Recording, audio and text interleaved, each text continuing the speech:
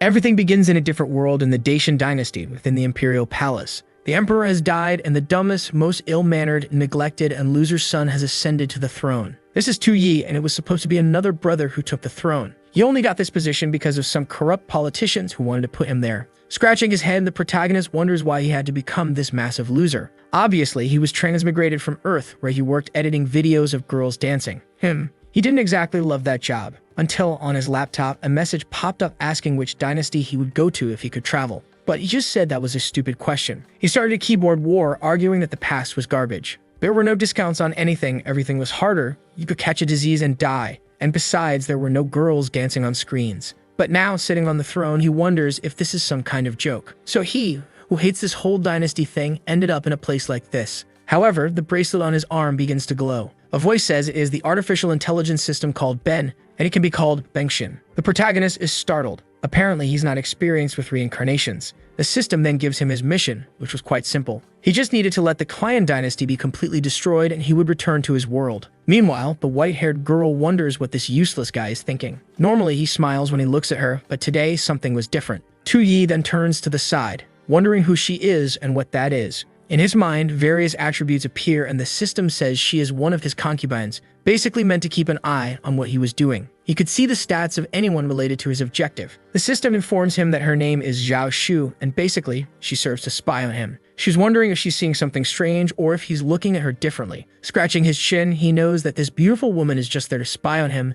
but her charm is undeniably strong. As she wonders if he's seen through her disguise skills, because it seemed like he had noticed something. Suddenly, someone calls out to him beside him. A long-haired man says he seems a bit distracted and asks what's on his mind. Tu Yi already knows this guy must be one of the traitors who made him ascend to the throne. Seeing the stats, the man has 94 intelligence and is the prime minister of the Chan dynasty. Obviously, he was part of the plan to put Tu Yi on the throne to use him as a puppet. Nearby was another minister, Zhao Zuo, who had blood, power, and immense influence in this place, and was also Zhao Shu's father. While the girl tries to understand why he's acting differently today, he's more concerned about how huge these guys' attributes are. Then Zhao Zuo points something out to him and asks if he's worried that the throne he sits on won't be stable. Tu Yi responds that he actually wants the throne to be unstable and that soon the entire country will perish. Zhao Shu is impressed that he responded this way to her father's provocation. Zhao Zuo comments that the boy must be uneasy since his brother, named Tu Su, who should have ascended the throne, is out leading troops. Tu Yi now understands why he took the throne and how these men are manipulating the situation. Zhao Zuo reminds him that they are disobeying the laws and imperial decree by placing the boy on that throne. He knocks on the emperor's coffin and says it's fine because it won't open and the emperor won't kill him. However, the same can't be said for Tu Su, and besides, news of the emperor's death hasn't spread yet. He shows the jade seal and says they better act quickly and use it, so that his brother Tu Su dies and joins the former emperor. Now Tu Yi realizes they want him to use the imperial seal to command the entire country to kill his brother so he can't lose the throne. This way, even as king of everything, he'll still be a puppet of these two men.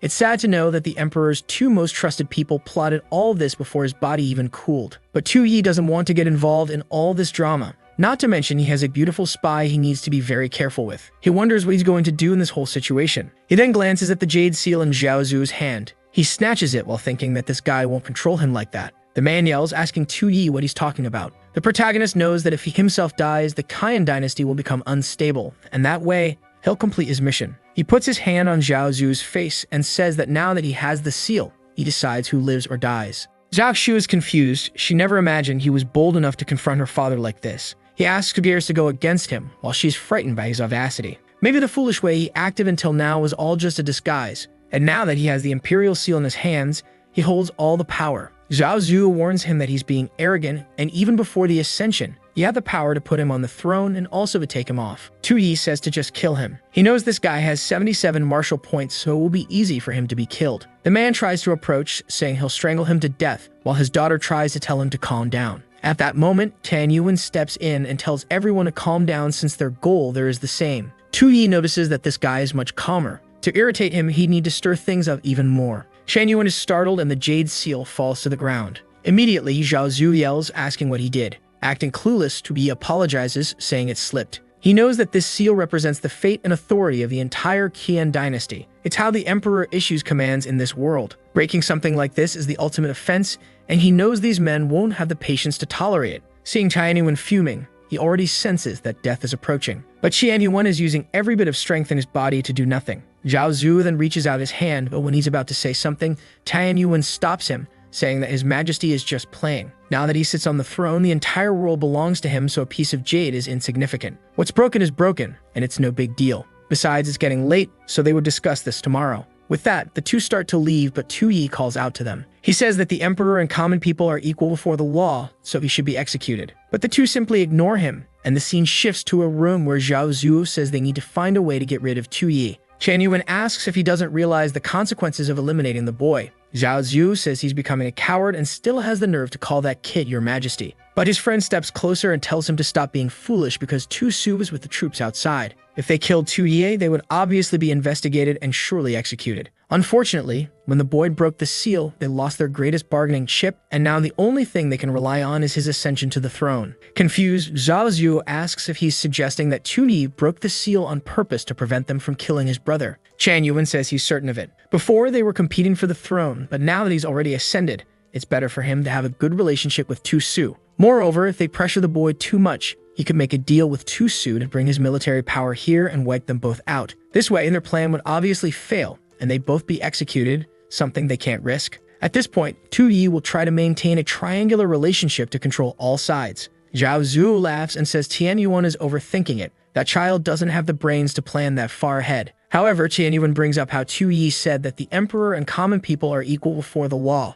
That was a phrase spoken by the former minister Wei Xinglu 100 years ago. He rose to the top of the world alongside the emperor, but when he lost the emperor's trust, the poor man was dismembered. Quoting a phrase that perfectly fits their current situation is a clear sign of Tu Yi's intentions. Zhao Zhu replies that he won't bow to this child who only relies on his brother Tu Su's military strength. Even if the order wasn't issued with the Jade Seal, he will send someone to kill Tu Su. Tian Yuan just watches. He knows they supported Tu Yi because he seemed like the easiest one to control among all the emperor's sons. Suddenly, he starts laughing to himself, saying that the late emperor really left behind incredible descendants. The scene then shifts to our boy calmly sleeping in his bed. But in reality, he's already completely bored with this world. The food is bad, and the games are worse. The music they play is awful, and he doesn't recognize any of the characters, and there's nothing to watch. Without a phone, computer, or anything, he's going to die. However, he notices something beside him, and when he turns, it's dear Shu. I'll just call her Shu to avoid confusing her with her father, Zhao Zuo, while she is Zhao Shu.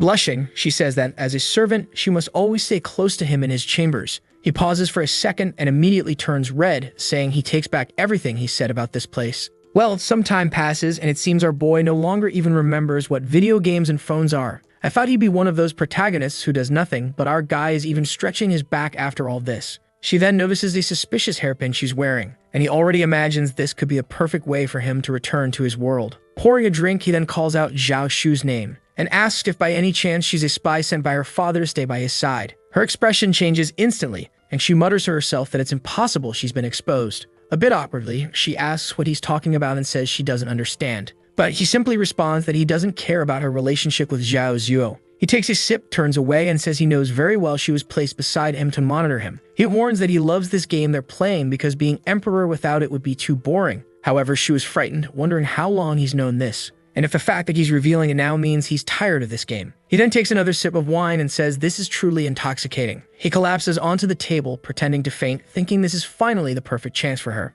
Shu slowly starts removing her hairpin. Now that she's been exposed, she's lost her value to both him and her adoptive father. The only way for her to redeem herself now was to go through with this. Gradually, she approaches while he casually hums a little tune. But then the system sends a message about a point objective. These points were based on the political, economic, military, and cultural values and any other indicators of the Chan nation's success. Once the nation's total value drops below 0, the mission is considered complete. At that moment, he starts with 1,000 points. That's when the fool realizes that if he dies now, it doesn't mean the mission will be completed. The problem is, she was already closing in, ready to strike his neck, and now he doesn't want to die in such a pointless way. The girl is certain she's being tested, but she can't miss this opportunity. She decides to take the risk, but right at that moment, he turns and grabs her arm. A tear escapes her eye, thinking she's been tricked by his schemes once again. He says that was way too close, but she pulls out the hairpin and breaks free, saying she still has a chance. Only to stupidly trip and fall flat on her back. She's crying in frustration while he thinks it's ridiculous she's trying to kill him with only 44 points in martial prowess.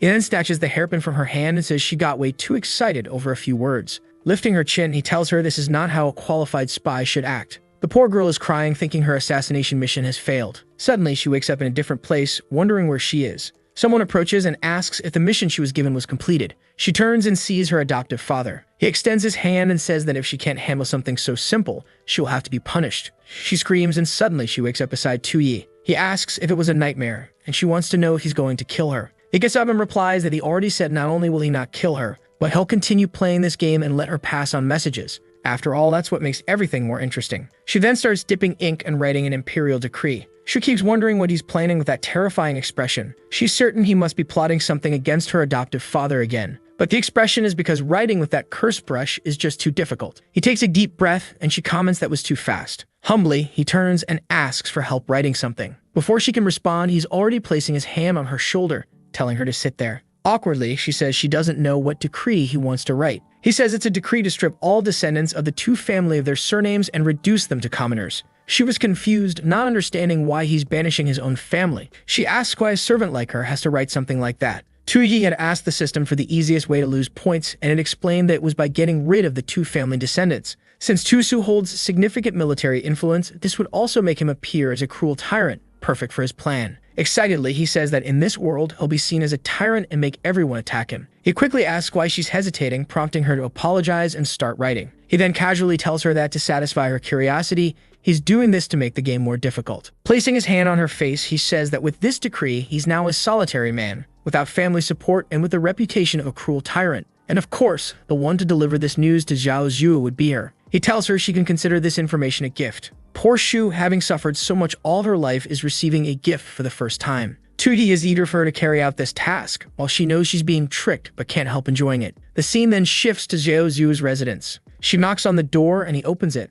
asking what it is. She enters and says she has information about Tu-Yi. She explains that Tu-Yi signed a decree stripping all members of the two family of their royal positions. The two ministers are shocked. Zhu Xiu turns to Qian Yuan, saying he had intended to place another two descendant in the boy's position, but this clearly ruins their plans. Qian Yuan then asks how she obtained this information. Embarrassed, she replies that His Majesty had her write the decree herself. Immediately, Zhao Zhu turns and slaps her, calling her a bastard. She falls to the ground like trash, and he asks if she let the secret leak. Crying, she insists she would never do such a thing. But he points at her, accusing her of using the boy to destroy her own father. Qian Yuan places a hand on his shoulder, telling him to calm down. He warns that if Shu had leaked the information, she wouldn't even know about the decree. Zhao Zhu pauses. He then apologizes, saying a father can act wrongly but asks not to be blamed. He turns to Qian Yuan and admits that their plan to install another prince has failed. Now it's time to proceed with their plan to gather all the courtiers and humiliate that bastard during his first court session. Qian Yuan starts to comment on the plan but then says it's fine. It's better to forget it. He knows Zhao Zhu isn't a very intelligent person, so it's better for him to plan things on his own. Back with our dear Tu-Yi with his finger in his nose thinking the decree was ready. The problem is, this is far from enough to drop the country's score to 0, so he's going to need new ideas.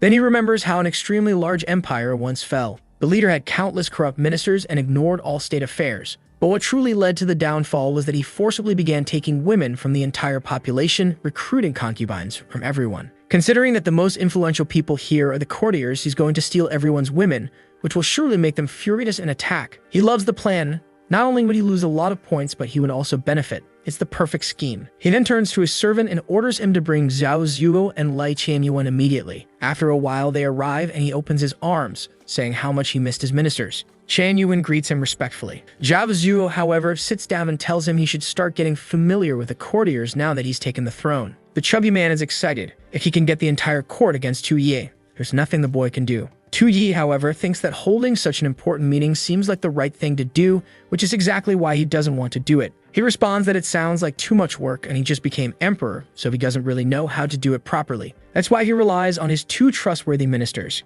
Qianyuan simply watches, realizing how clever the boy is. Refusing this request would ruin Zhao Zhu's plan, and mentioning trust made it impossible to decline. Zhao Zhu's schemes didn't stand a chance against him. Our boy smiles, thinking it's time for the concubine plan to help him lose points. He then says to leave court affairs for later because today he has something more important to discuss. It was shameful for him as emperor to have only one concubine, so he was going to recruit countless beautiful women and expand the harem. Even Zhao Zhu was impressed by how coldly the boy is making such a decision before his father's body is even cold. Qianyuan, on the other hand, is trying to understand what the boy is calculating with this harem plan. Tu-Yi sits there smiling, saying this is an extremely important matter that must be resolved quickly. Seeing the minister's faces, he knows the points will soon start dropping. Zhao Zhu agrees but says that searching for women across the world would take too long. Tu Yi says that's fine. They'll start today, but only within the capital. The chubby man is confused as to why Tu Yi is being so impatient. Meanwhile, Tai and Yuan suspects that mentioning the capital means the boy's real objective lies there. Suddenly, Tu Yi strokes his chin and says he has an idea that will save a lot of time and effort. They'll start by selecting women related to the court ministers. Immediately, Chan Yuan is shocked. The scene shifts outside. Zhao Zhu comments that if Tu Yi truly is an idiot, he's ignoring state affairs and focusing on expanding his harem. But that's perfect. The kid is digging his own grave, so they won't need to do anything. However, suddenly Chan Yuan snaps, shouting, "Enough. If he keeps underestimating his majesty like this, their families will surely be executed." Zhao Zhu looks startled as Tian Yuan composes himself. He apologizes for losing his composure, but insists that the boy's harem plan is clearly a malicious strategy. First, the moment he ignored the court meeting showed he knew Zhao Zhu's intentions. Zhao Zhu argues that they had just planned this right before entering, so it's impossible for Tu Yi to know. Chan Yuan says that only proves how advanced his planning is. Not only did he refuse to discuss court affairs, but creating this harem is obviously a cohesive strategy that follows another plan. Zhao Zhu, confused, asks what he means by cohesive strategies. Chan Yuan explains that the boy rejected the court meeting because he's confident he can control the court without meeting them. By taking women from the courtiers' families, he gains leverage through marriage alliances with all of them. This way, both of them lose all their influence. Zhao Zhu asks what they should do now. Chan Yuan smiles and says what they need to do is help the boy expand the two-family bloodline. He spreads his arms wide and says that, as loyal servants, they will give the boy the perfect opportunity to fulfill this desire. A few days later, inside the imperial hall, Chan Yuan informs the prince that all of his family members have lost their royal status except for his brother, who is still outside. The prince says that's not important. They can talk about that later.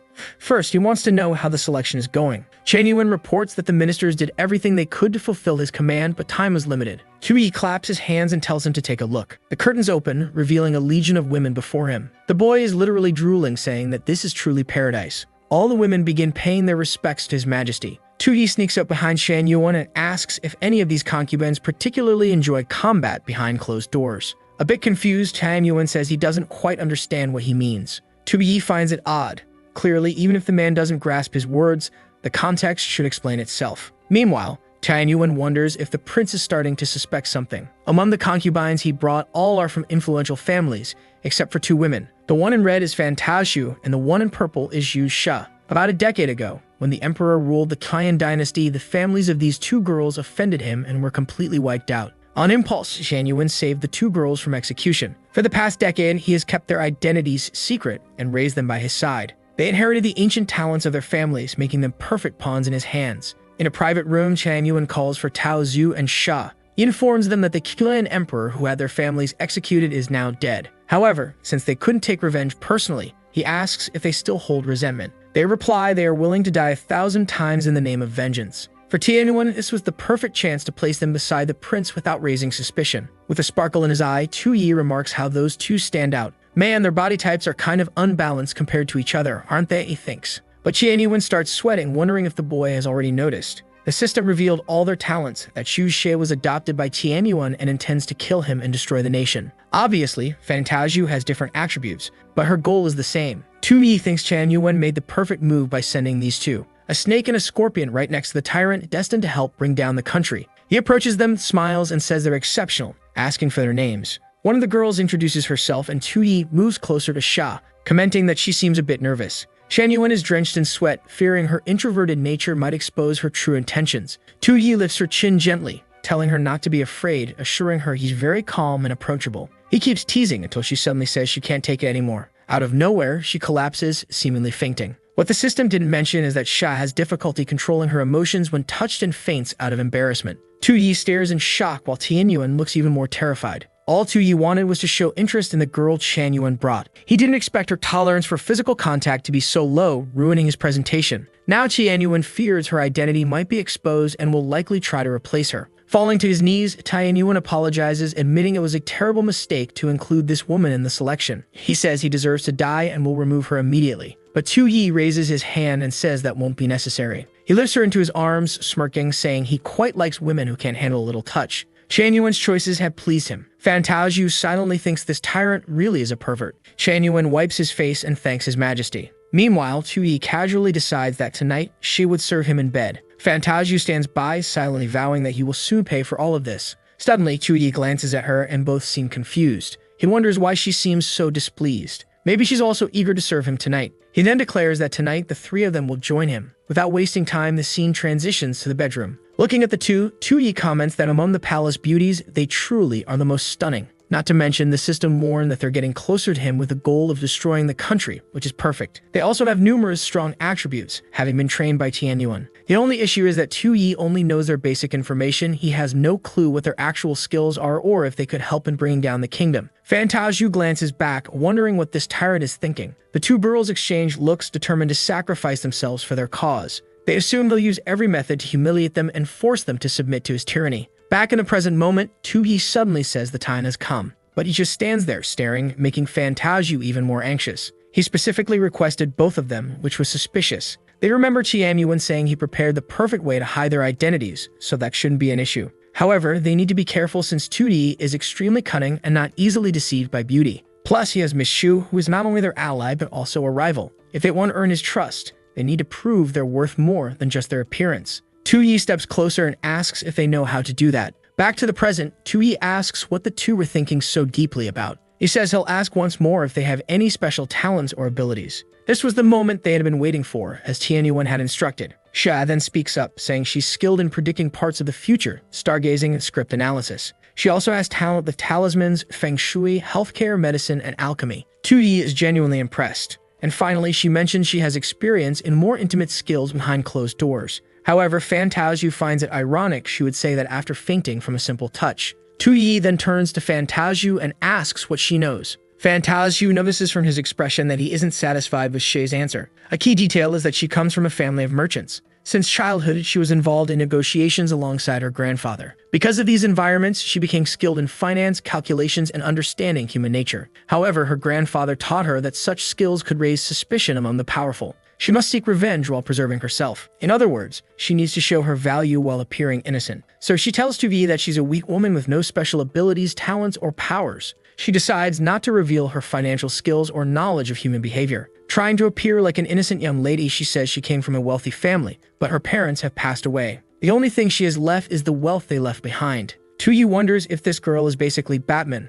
an orphan, rich, and left behind. But analyzing the situation, he sees a way to make them help destroy the country. He then asks her how. As the ruler of the nation, he should be interested in her wealth. He suggests it might be a good idea to put her in charge of the national treasury. Immediately, she is startled by the suggestion. Tuyi's plan is that, considering she's a spoiled girl from a rich family, she must be terrible at managing money. Putting her in charge of finances is the perfect way to trigger an economic collapse. Then he turns to Shet and says that since she's talented in studies, he'll appoint her as the national teacher. Additionally, she'll be responsible for his longevity through alchemy. Shet is utterly shocked by this offer. He's certain that if she manages medical affairs, a lot of people will end up poisoned. Then he adds that now that she's the national teacher, he always wants to see her in a Taoist robe. All because he thinks cosplay is pretty cool. Shet is terrified while Tuyi's nose is bleeding from excitement. The scoundrel is already imagining that if there's going to be cosplay, it should be in abundance. Having a cosplay harem in this martial world isn't such a bad idea. The scene shifts to the Aozo's study house. This time, Tuyi is writing an imperial edict. It also seems like he's crafted a somewhat fake replica of the Jade Seal. Apparently, what he wrote is a scheme to kill Tusu. Once his brother dies, the vile Tuyi will have a way to deal with the others. Suddenly, he tells someone to enter. General Zhao Xin appears, awaiting orders. The chubby emperor hands him the decree and orders him to go to Lintong City and deliver it to Tusu. He must personally witness Tusu taking his own life and bring back his head. The general simply acknowledges the order. Outside on the rooftop, someone sends a message through an eagle to inform Lord Xiao. The eagle flies across the moon, revealing an army advancing through the forest. However, a cloaked group perches among the treetops, with the eagle landing on someone's shoulder. A girl wearing a butterfly mask tells them to prepare. But she's not the brightest and stumbles, falling and screaming for everyone to move. She crashes to the ground, and it seems this happens often since the others say they're getting used to it. Lying awkwardly in the bushes, she orders them to attack. Zhao Xin, riding his horse, suddenly notices a rope below. He tries to change direction, but it's too late, and everyone falls off. One knight tries to stand but is struck from behind. Assassins descend from the trees, throwing kunai at him. Ahead, another warns that Lord Xiao ordered no one to escape. Zhao Xin demands to know how rebels dare intercept an imperial decree. The figure stands still for a moment before lunging forward, cutting down two soldiers. But then he sees wings ahead, and from above, a voice taunts him. asking if that's all he can do. In an instant, she's behind him with a blade at his neck. Zhao Xin declares they are members of the Kun Guard. Without responding, the woman finishes him off and one of the men retrieves a box. He announces that, as expected, the imperial decree was found on this man. Lord Xiao confirms it's the decree ordering Prince Tu Su to commit suicide, undoubtedly sent by that cruel ruler. One soldier hesitates, asking if they're going too far by stopping an imperial decree. Something swiftly flies past his head. Xiao reminds him of the true mission of the Kun Guard. They operate in the shadows to protect the late Emperor Chen Zheng's will. They act ruthlessly, using the bloodiest methods. But they must not forget the old alliance with the Emperor, an emperor who, before his death, declared Tu Su as the crown prince. It is their duty to ensure that this happens. However, Tu Yi not only stole the throne, but was also trying to kill Tu Su. Xiao destroys the decree and declares that this proves it. The new emperor is an enemy the Kun Guard must eliminate. She orders the area to be cleared and ensures no information leaks. Tu Su is still far to the north, and even on horseback, it would take him at least 4 days to return. During this time, Tu Yi wouldn't know whether the decree succeeded or not. And before this could be exposed, Xiao plans to kill Tu Yi. Back with Tu Yi, coughing after that death vow, he wonders which of the lovely ladies is thinking so much about him. 5 days later, we return to the two residents. He still hasn't received any news. Obviously not. The messenger was killed. Shan Yuan approaches and asks what he's waiting for. Tu Yi casually responds that he's not waiting for anything and questions why Tan Yuan took so long. Shan Yuan raises a finger and says he brings good news and bad news. Zhao Zhu interrupts, asking what could be worse than their current situation. Shan Yuan calmly explains that their plan to forge the imperial decree and kill Tu Su has failed. Zhao Zhu is shocked and grabs him, accusing him of speaking nonsense. But Shan Yuan slaps his hand away and reminds Zhao Zhu that they're on the same sides, so he should stop pretending. He reveals that Zhao Xin was intercepted outside the city 5 days ago, and the one who killed him was none other than the Kun Guard's leader, Xiao. The chubby man is confused, wondering why the late emperor's secret unit is getting involved. Shan Yuan assures him to wait for the good news. Xiao, who killed Zhao Xin, believes Tu Yi sent the decree, making him her next target. Zhao Zhu celebrates but then pauses. He questions how Tian Yuan knows this when the Kun Guard operates independently. Shan Yuan simply says he has his methods and that Zhao Zhu shouldn't worry about it. They got lucky this time and must seize the opportunity. This was the perfect chance to restore the balance they desperately needed, especially since His Majesty is hosting a grand banquet today with many guests. If Xiao wanted to strike tonight was the perfect moment. As Xiao leaps under the moonlight, Tian Yuan notes that the guard is weakened, ensuring their plan's success. Even if the assassination fails, Tu Yi would grow to hate his brother, shattering the balance. Zhao Zhu cheers, saying that way Tu Yi would be killed and Tu Su would take the blame. Shan Yuan agrees this would be the perfect outcome, but now it's up to fate. Zhao Zhu wonders how such a plan could possibly fail. But Shan Yuan is already leaving, saying he only came to inform them and asks to be excused.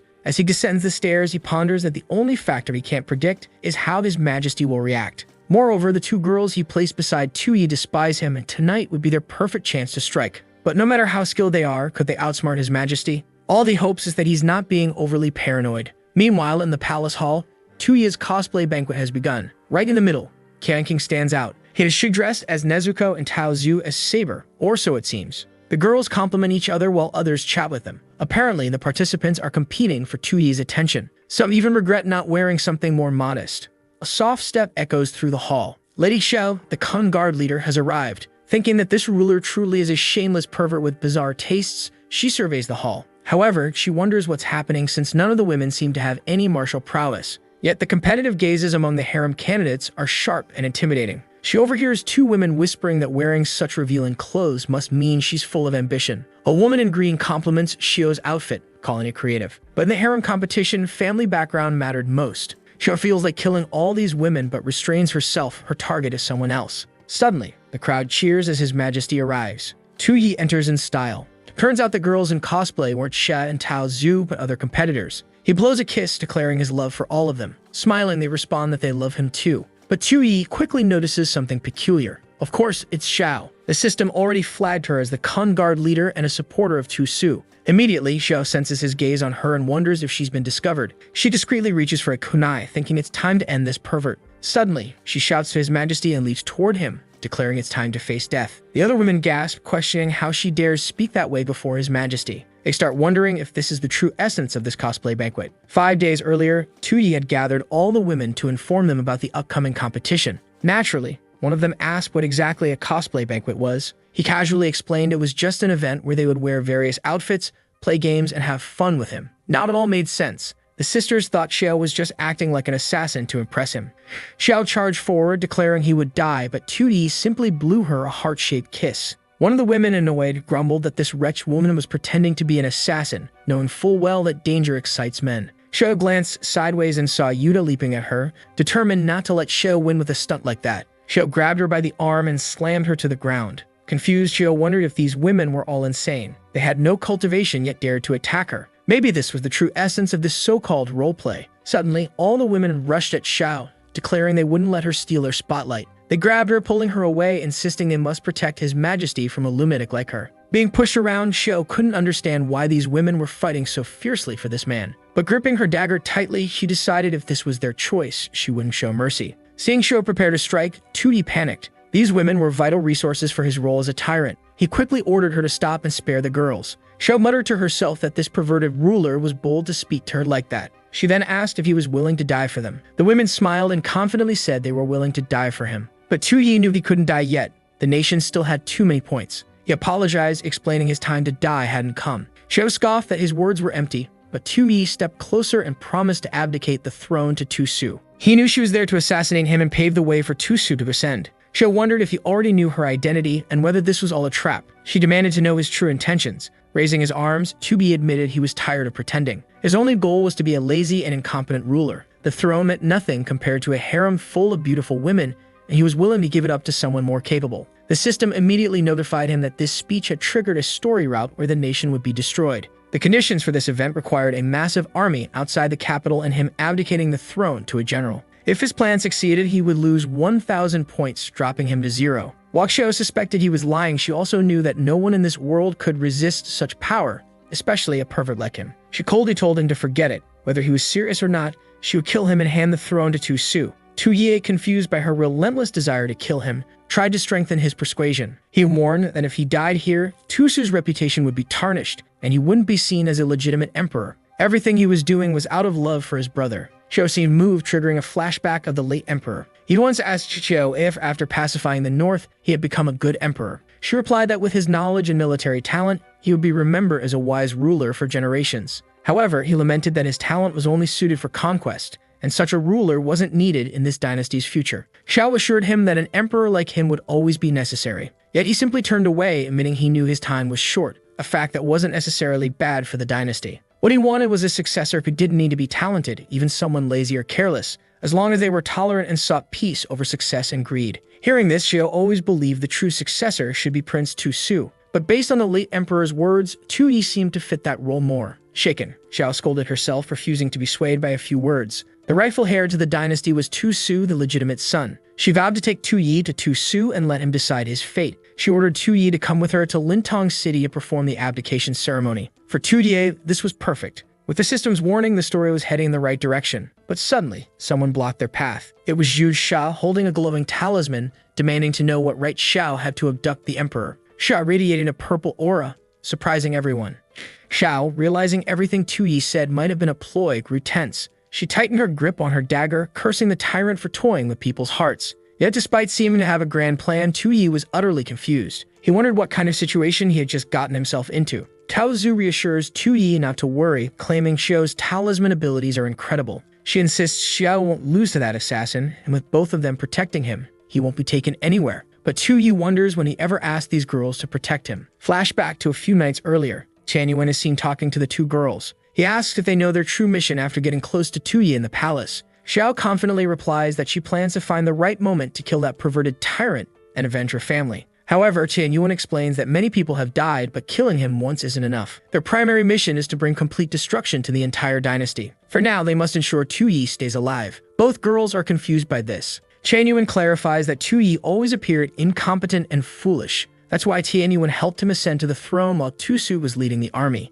Apparently, Chan Yuan revealed the entire story. Xiao asks if she's supposed to become a concubine and manipulate Tuyi into actions that will destroy the Qian dynasty. Chan Yuan confirms that's exactly it. But he warns that was only the initial plan. After taking the throne, Tuyi changed completely. His incompetence and idiocy were merely a disguise, making him much harder to predict. That's why, for now, they must stay close to him and discover his true weakness. Xiao was startled the first time she's seen Qian Yuan this serious. She can't tell if he's afraid or excited. Shan Yuan then addresses Fan Tao Zhu, praising her intelligence and trusting she'll adapt quickly. Xiao, skilled in talismans and alchemy, is strong in combat but simple-minded. Their combined strengths make them perfect for executing the most important part of the plan. Tu Yi must never stand beside Prince Tu Su. Back in the present, Fan Tao Zhu chuckles, saying Qian Yuan was right. Tu Yi's act of incompetence was only a facade. He knew Xiao was a woman from the Kungar and created this bizarre cosplay event to lure her in. Once she got close, he crafted the perfect chance to make her take him to Tu Su, setting the stage for revenge against the ministers. What Tu Yi didn't know was that Qian Yuan had already anticipated this and planted them both by his side. Tu Yi, trying to stop Xiao from continuing the duel, grows frustrated as Tao Zhu giggles. Suddenly, he notices something odd and glances back. Tao Zhu starts whistling, pretending to mind her own business. But Tu Yi immediately realizes what's going on. Since both girls were sent by Qian Yuan, they won't let him abdicate the throne to Tu Su. The problem is that this event was perfect for Tu Yi to destroy the empire, so he needed to find a way to control Xiao. His expression changes as he remembers Xiao's greatest weakness. As Xiao steps back to compose herself, Tu Yi sneaks up behind her and grabs her waist. Lifting her chin, he declares that a supreme leader like him couldn't rely on concubines for protection. Xiao immediately turns red, tries to speak, but faints. Tu Yi smirks and tells Xiao to seize the opportunity now that it's presented itself. Xiao pauses, confused. Clearly, there had to be more tricks from this tyrant. Tu Yi urges her to move, asking what she's waiting for. With little choice, Xiao decides to capture him first and figure things out later. Tu Yi celebrates, finally getting what he wanted. But as he approaches, Xiao collapses. Unbeknownst to Tu Yi, Xiao has a hidden trait. When she completely loses consciousness from physical contact, any woman who touches the man who caused it becomes her mortal enemy. Xiao regains herself, glaring at the other girls. She slowly approaches, radiating a dark aura. Though hesitant, she crosses her hands and performs a jutsu. Activating a third-level fire spell, a flame appears in her hand, forming a massive fireball. Xiao is startled and Tao Zhu watches in shock. Tu Yi panics, realizing that if Xiao dies, his entire plan will fall apart. He rushes forward, pushing Xiao aside, yelling for her to get out of the way. At that moment, Xiao unleashes her attack, causing a massive explosion in the palace. And somehow, they kiss. Wait, what? Is this a 2003 anime? Xiao turns as red as a tomato, ready to yell at him, but slams her head on the floor and faints. Smoke rises, leaving both of them sprawled out. Tao Zhu stands stunned until Tu Yi suddenly appears. The system alerts him that the current event has failed. However, a new event, Circle of the Pillar, has been activated. This event triggers when an assassin attempts to kill him inside the main hall and a third person proficient in medicine tries to protect him. Tu Yi knows that if he defeats the assassin in the event, he will gain 1,000 national power points. At that moment, Tu Yi is devastated. What kind of nonsense is this? Why is it called destruction of the country if I'm gaining 1,000 points? Nearby, Tao Zhu watches everything, stunned by his aura. Despite both experts fainting, he seems untouched. She begins to understand why Tan Yuan feared this version of Tu Yi. Later in the room, Xiao starts to wake up. The maniac approaches her, and she seems confused. She sits up, asks where she is, and he casually tells her it's his room. Noticing she's chained, she accuses him of being a shameless pervert. Tu Yi looks perplexed as she declares he'll never have her body. He rolls his eyes, saying she's losing her mind and points out that if it weren't for him, she would have died at Tian Yuan's hands. Shortly after the fight between the two began, someone kicked the door open. It was Tian Yuan, entering with his army and ordering them to kill the assassin and protect his majesty. He approached Tu Yi, knelt, and apologized, saying that for the risk Tu Yi had taken, he deserved to die. Tu Yi told him it was fine, since he was unharmed. Shan Yuan then offered to take the assassin to discover who was behind all of this. Tu Yi suddenly shouted for him not to do such a thing. Awkwardly, he tried to come up with an excuse. He picked up the assassin in his arms and said that since she was quite beautiful, he wanted her company. Shan Yuan, confused, warned him that the assassin was very dangerous and not good to keep around. Tu Yi replied that this only made things more exciting. Besides, did Shan Yuan think he couldn't handle a woman without weapons and immobilized? Shan Yuan lowered his head and assured him he'd never think such a thing. Tu Yi then ordered Zhu to watch over the sister. Calling for Shu, he dismissed everyone else. Now deep in thought, he knew that the initial mission had failed. However, keeping the assassin alive could be advantageous since she might return to Tu Su and help destroy the nation. Xiao told him he was standing too close and declared that she could be killed or tortured, just not endure such proximity. She pushed his head away, reminding him that she had already killed the messenger meant to execute Tu Su, so he should just kill her. She added that Tu Su would soon arrive to deal with him. Tu Yi, unaware of this, asked when he had sent someone to kill his brother. She told him to stop pretending because she knew about the message he had sent. Shu, however, recognized it as her adoptive father's doing. Tu Yi, noticing Xiao's expression, deduced that if she knew something, it was likely her adoptive father. For him, this was perfect, but it's a chance to fuel even more hatred against Tu Su. Xiao, startled, watched as Tu put his hand to his head and let out a Joker-like laugh, claiming he had just remembered the decree he sent. She was confused as to why he would admit to such a thing. Tu walked to the wall, grabbed a sword, and declared that his brother controlled a mighty army, which should be left to him. She wondered why His Majesty wanted to take full responsibility for everything. Tu explained that sending a decree to have his brother killed would have been too boring. He intended to deal with him in a far more entertaining way. Xiao was shocked as Tu made a sudden swing, but of course he cut the chains. Xiao asked why he wasn't killing her, and he replied that since she killed the messenger, she now had to deliver the new decree. He explained that their father trained Tu to be a hero and take the throne, but to him, Tu was just a brute with strength and nothing to fear. With a smirk, Tu announced that not only would he strip his brother of his titles and positions, but he would also make him a commoner. Xiao, looking startled and poorly drawn, almost as if her eyes were 3 meters apart, could hardly believe her ears. Tu told her to deliver the message to her brother, and if he disagreed with the decision, to come and reclaim what was rightfully his.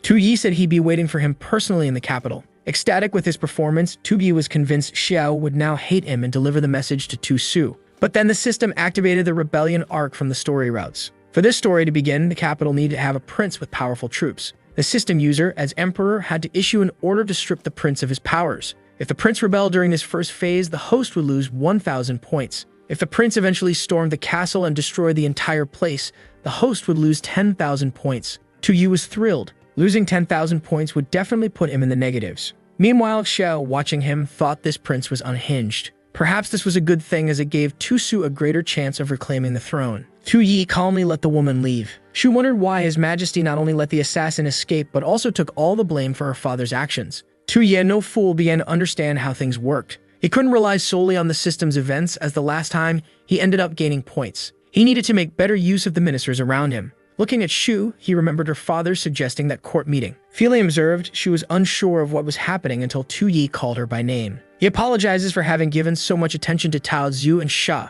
Shu responds that hearing something like that from him is terrifying. He approaches and tells her to relax, reminding her that he already said she could tell her father anything she wanted. And this time, he wanted her to send another message to him. She was to inform him that Tu would participate in the court meeting he wanted to arrange, so he just needed to set the date. Shu agreed, and with that, the next day arrived. Everyone was already gathered in the middle of the hall when Zhou Zu's arrival was announced. People greeted him, and the chubby man entered cheerfully, thanking them for their compliments and saying there was no need for formalities. However, he noticed that people didn't seem very enthusiastic, which he found odd. He quickly realized that Tianyuan's seat was empty. A man approached and informed him that Tianyuan had sent word that he wasn't feeling well. Zhao Zu thought to himself that Tianyuan was underestimating his plans. He turned to the messenger and said that Tianyuan indeed should take better care of his health, so it was fine that he wasn't present today. However, Zhao Zu had already made up his mind. Today, he would first assert his authority over Tu in court and then deal with Tianyuan. Then another announcement was made. The emperor had arrived. Zhao Zu turned and everyone bowed.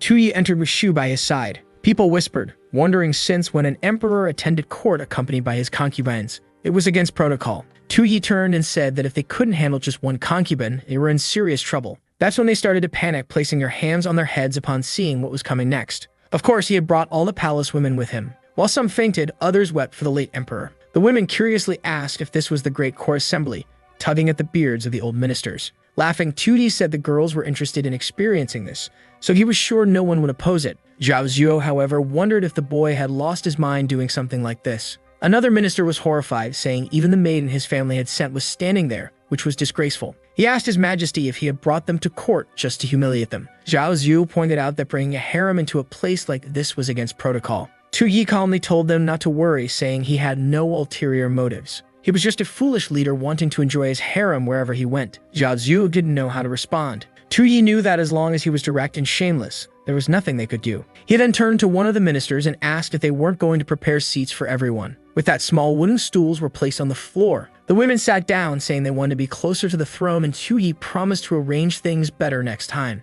At that moment, the system notified him that he was breaking the country's customs and etiquette, resulting in a loss of 500 points. He was thrilled, causing chaos in court was the best strategy. Obviously, his current plan was to break all dignity and lose as many points as possible. Zhao Zhu thought to himself that for now he had to endure this humiliation, but soon the boy would learn his lesson. Tu then asked if any ministers had anything to report to him. The ministers knew that the drama was about to begin since Lord Zhao would make a move against the young emperor. Zhao Zhu stepped forward and said he had something to report. He claimed that some interesting signs had appeared on East Island and that he had come to present them. Tuyi asked what those signs were, and the chubby man chuckled. He said the sign was none other than the sacred beast, the Azure Dragon. Honestly, though, that Azure Dragon looked more green than blue. The elder claimed this symbol represented the growth of the Qian dynasty. Tuyi glanced sideways, not looking too excited about it. Zhao Zhu wondered why the boy didn't seem thrilled by such a favorable omen. Could it be that his plan was already being discovered? He suggested that Tuyi should personally examine the divine beast.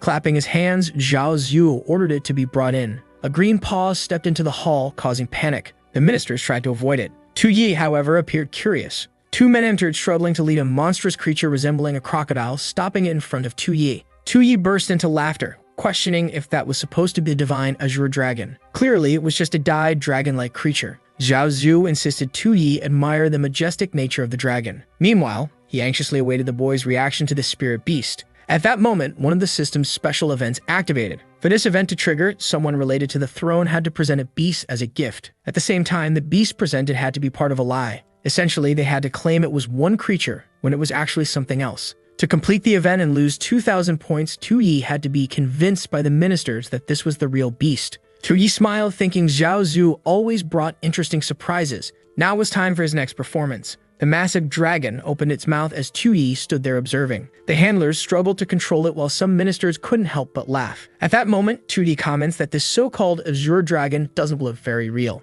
But that was exactly what Zhao Zhu wanted, and now it was time to start manipulating him. Tuyi then says that it must surely be an Azure Dragon and asks if the ministers agree that it's a divine beast. Of course, that was Zhao Zhu's plan all along, and immediately, the other ministers began to agree. One even pulled out a book claiming that his ancestors had seen an Azure Dragon and it looked identical to this one. Everyone congratulated Zhao Zhu, saying that receiving such a beast was a blessing. This was Zhao Zhu's strategy to turn all the ministers against Tuyi and gradually strip away his influence. However, for Tuyi, who wanted to lose those 2,000 points, this was absolutely perfect. But just as he was about to praise it, someone blurted out that the creature was disgusting. Confused, he asked who had said that. Then he saw it was one of the girls from his harem. She said that creatures so ugly could never be a magnificent Azure Dragon. Tuyi trembled, wondering why these women were getting involved at such a critical moment. Trying to fix the situation, he called Shu. He asked if she wanted to say something about this situation. But Shu was completely confused, not understanding what he expected her to say. He told her he wanted to hear if she thought the creature in the middle of the hall was a true Azure Dragon. Shu hesitated. The Emperor had always allowed her to act as a spy for Zhao Zhu. So why, at this moment, was he asking her to choose a side?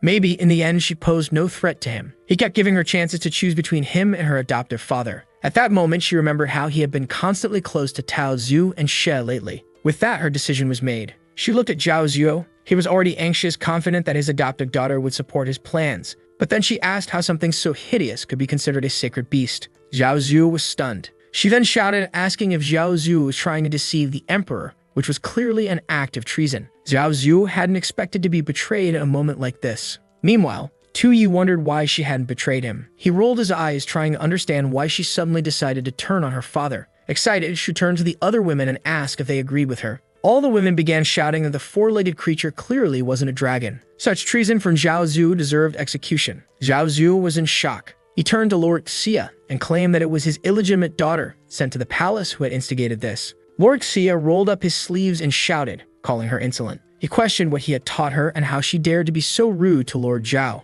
But from among the women, his illegitimate daughter called him the insolent one. After all, the Qian dynasty didn't belong to Zhao Zhu. Moreover, she had only been sent to serve the emperor because she was illegitimate and her father had no trust in the boy, thus discarding her. Lord Xia was stunned by the harsh words of his illegitimate daughter. The other ministers asked if Lord Xia was all right. He struggled to understand how his daughter had become so disloyal. Meanwhile, the women seemed to be plotting something. One of them spoke up, revealing that her father was laundering the city's money and mistreating the people. Another told Tuyi that her father was forcibly occupying others' lands. Soon, all the women in the harem began denouncing their families to Tuyi. Zhao Zhu was trying to understand how they were losing to the harem in this court. Clearly, Chan Yuan had been right, and he should never have underestimated this child. Zhao Zhu glared at Tuyi, seeing him behind his intimidating harem. Tuyi was already pulling out a knife, and now Zhao Zhu was terrified. He wondered if this emperor was truly the chosen one. Tuyi took a step forward, and in Zhao Zhu's eyes, it was as if a golden dragon was approaching. The chubby guy keeps wondering if he would really die because of a woman's influence being used against him.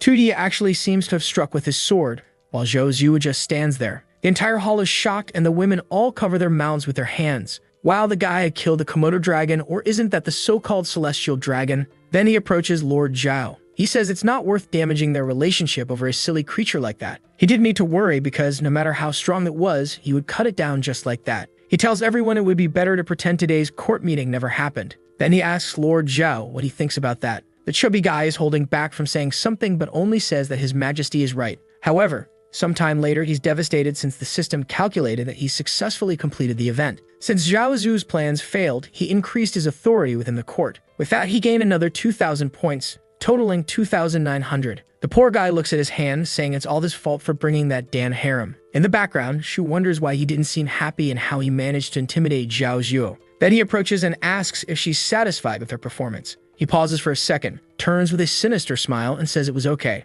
However, it would have been better if she had understood his true intentions, that Shu has something wrong in her head. He understands that she did the right thing, but she should have done it without needing any kind of signal from him. However, His Majesty need not worry because next time she would act proactively. The problem for Tu Yi is that he completely destroyed Zhao Zu's reputation, so that guy won't be able to help him lose points anymore. Now he can only rely on old Shan Yuan. He then asks for help again to draft an imperial edict. Shu immediately wants to know what his plans are this time. He says that this time they would promote Tian Yuan to the position of Grand Chancellor. He asks if she has any issues with that, and instantly she's already seated, writing. She knows that the position of Grand Chancellor is above all ministers. Since the founding of the Great Kaiyuan Empire, only a man named Wei Xing Liu held that position over 100 years ago. And now that Zhao Zhu has lost his power, Tian Yuan has been placed in this role. She wonders if this is some kind of plan to do something against him as well. Perhaps it's a strategy to make the two of them turn against each other. He then stamps the paper with a seal. However, suddenly, he freezes when a system message appears, saying that his brother had gathered troops in Beijing. The first stage of the Jin Rebellion event is complete, and he loses 2,000 points,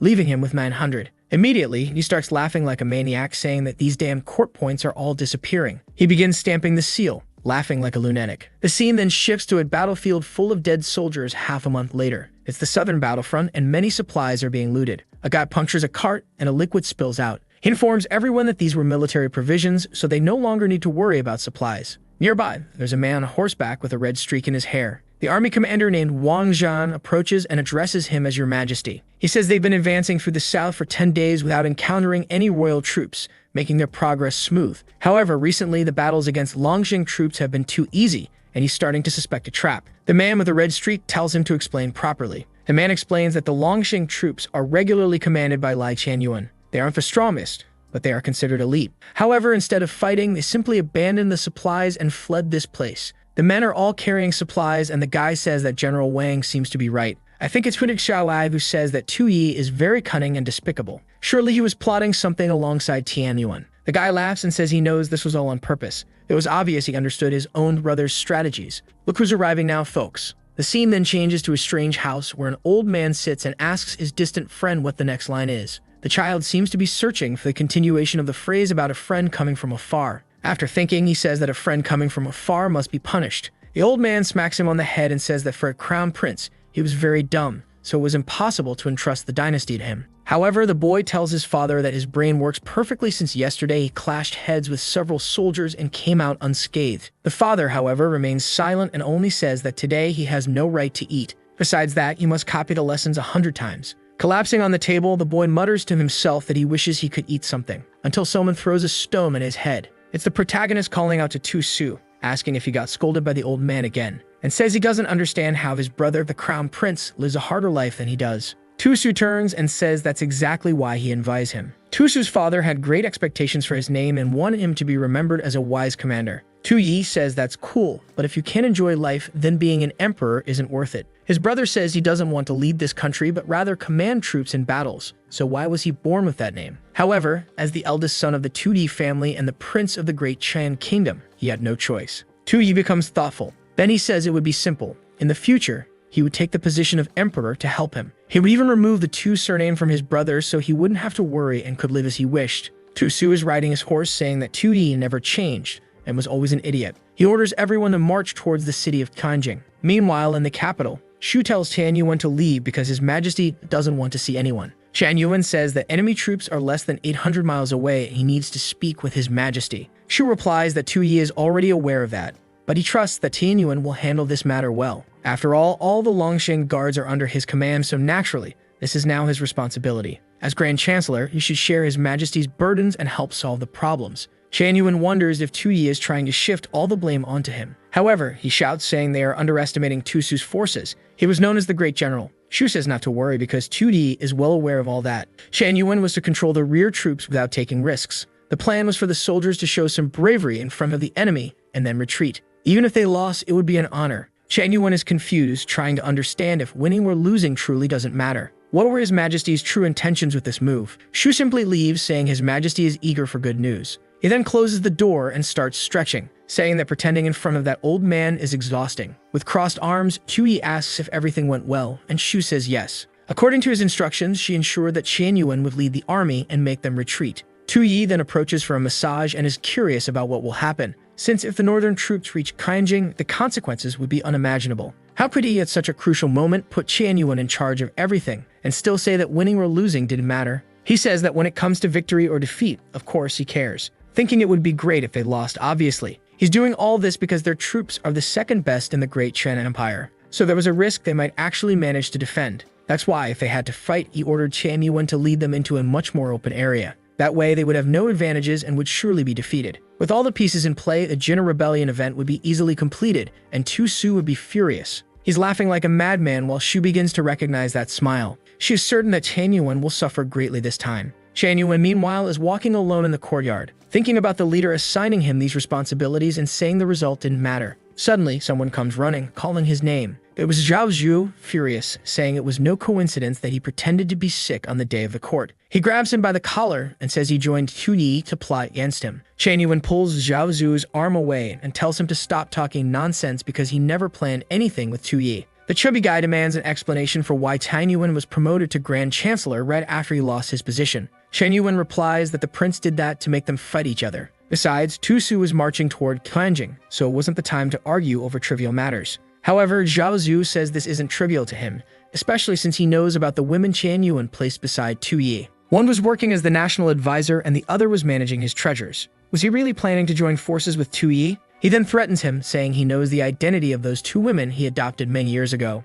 and he's sure Tian Yuan doesn't want Tu Yi to find out about it. Tian Yuan's expression changes. He calms down for a second and says he's starting to understand Lord Zhao. Perhaps his previous actions caused a misunderstanding and he would clear it up now. As he reaches for his shirt, the chubby guy asks what he's planning to do. He's startled to see Tian Yuan revealing a golden tiger seal. Tian Yuan says it's exactly what he's thinking. This is the talisman that allows him to command 30,000 troops in Kainjing. He offers it to Zhao to take command and asks him not to refuse. The chubby guy remembers when the emperor was still alive. Before dying, he gave the jade seal to one and the tiger seal to the other, to maintain balance among the ministers. The jade seal went to Zhao Zhuo, making him responsible for assisting the emperor in decision-making, and the tiger seal went to Tian Yuan to help the emperor control his troops. It was only because of this that both managed to maintain some influence even after Tu Yi's death. However, due to Tu Yi's methods, Zhao Zhu gradually lost all his support and is now desperate. Shan Yuan says that as the one holding the tiger talisman, he is the only person who poses a threat to the emperor. That's why Tu Yi openly promoted him to Grand Chancellor and wants him to resist the northern troops.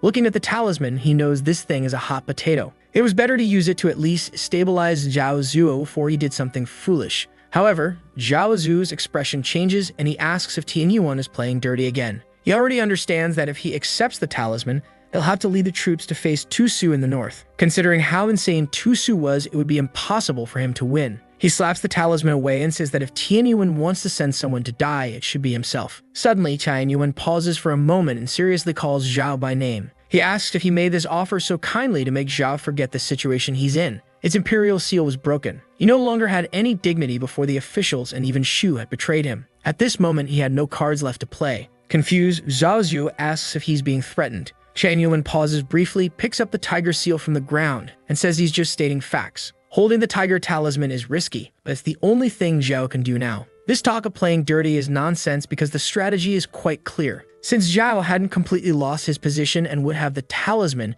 he could control the Longzhuang troops. Shan Yuan shoves it into his friend's mouth. He tells him that considering their past relationship, this is the last chance he'll give. He leaves, waving goodbye, telling him to take advantage of the opportunity. Zhao Zhu pulls the object from his mouth, saying he knows that taking those troops to war is a death sentence. However, Tian Yuan wasn't wrong, and this was the only card he had to play. And the problem was that he was up against powerful enemies, Tu Yi, Tu Su, and Tian Yuan. If that's the case, they better not complain about what he was going to do. The scene then shifts to a burning house. A woman cries while holding her child as soldiers pass by with supplies. In the following days, the villages near Qianjing were looted by Zhao Zuo, who was leading the troops. One man grabs a soldier's foot and says that without food, they won't survive the winter. Seeing this, Zhao Zuo says that these soldiers are idiots and can't handle something so simple. If he hadn't ordered the villages to be burned, imagine how long it would take to gather these supplies. A soldier then informs Zhao that the military actions have been carried out. His name is Tanshu, and he says it's strange that they, who need to fight the rebels, are looting nearby villages even before the battle begins. He pauses for a second and yells that with this plundering,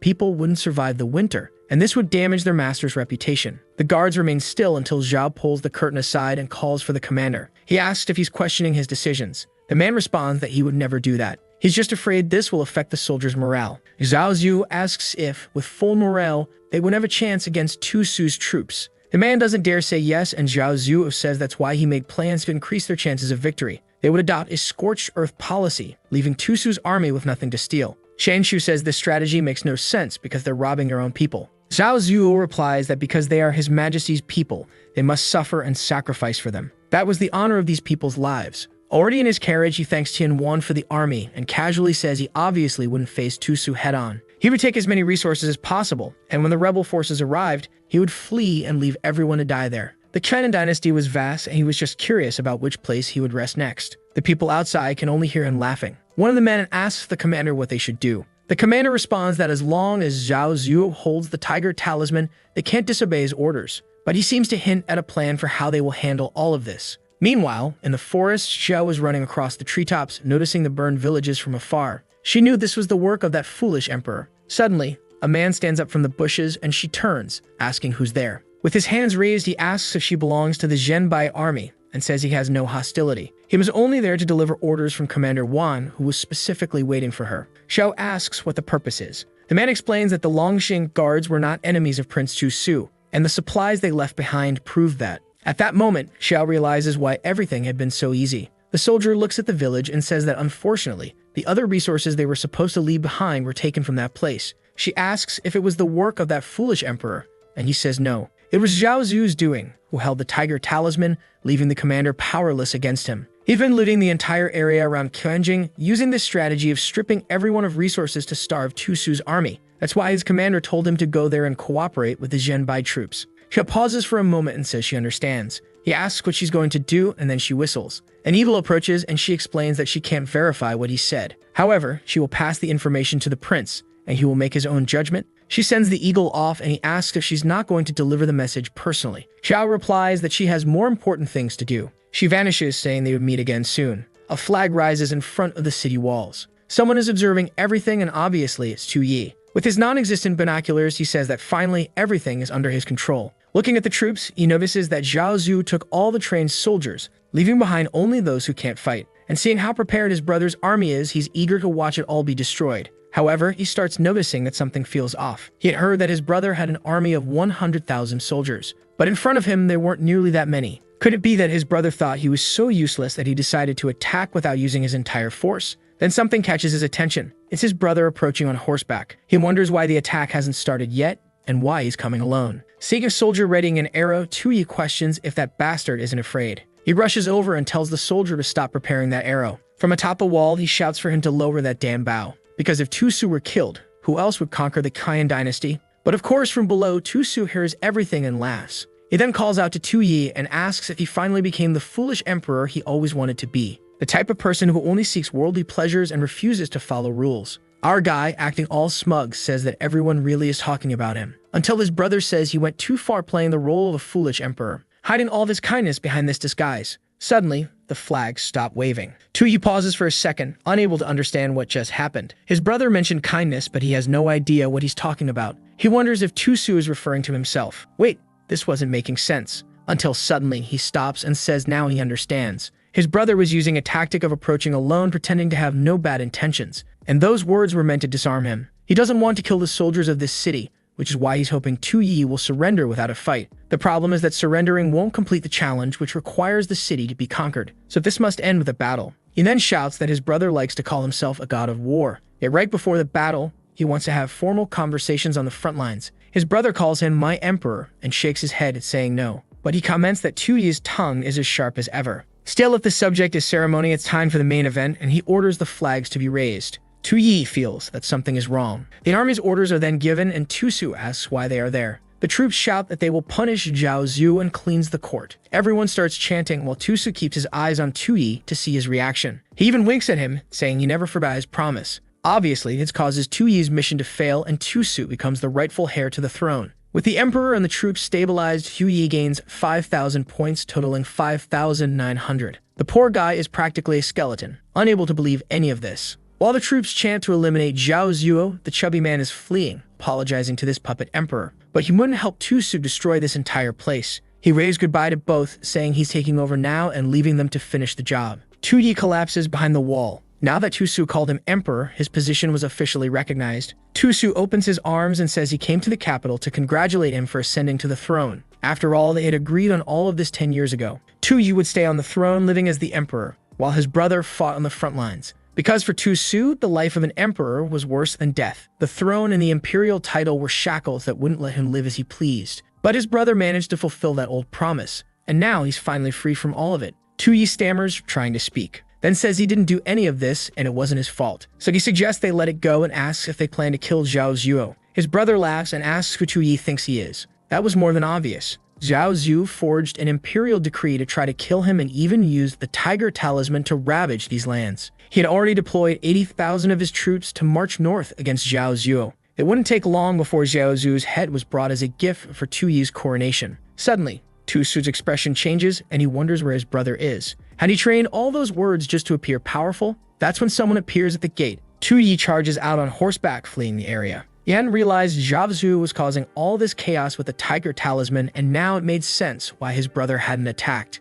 It really was his responsibility to kill that bastard. The scene shifts to another part of the city where some soldiers are holding back. Zhao Zhu is whipping a commander, saying this is punishment for secretly meeting with Tusu's men, betraying them all and siding with the rebels. What he did went against the Emperor of Qian and obviously destroyed his trust. A crime like this deserved the execution of his entire family. After all that, the chubby man is visibly exhausted. Then someone calls out to the commander and Zhao Zhu asks if they can no longer bear the sight of this. This wasn't a place anyone could enter freely. He turns and asks the commander if he plans to order his soldiers to invade and kill him to take over the field. The commander pauses for a moment and tells the soldier not to get involved and to leave. The man tries to say something, but Zhao Zhu yells again, saying that as the Longxing army, they must obey the tiger talisman. The talisman represents the emperor, so how could they rebel against the kingdom? Zhao Zhu steps closer and says that defying him is defying the emperor, so it would be best to leave. The commander then tells the man to leave immediately, but Zhao Zhu stops him, saying he won't let someone who invaded the tent leave so easily. He invaded the camp, disrespected authority, and was planning treason.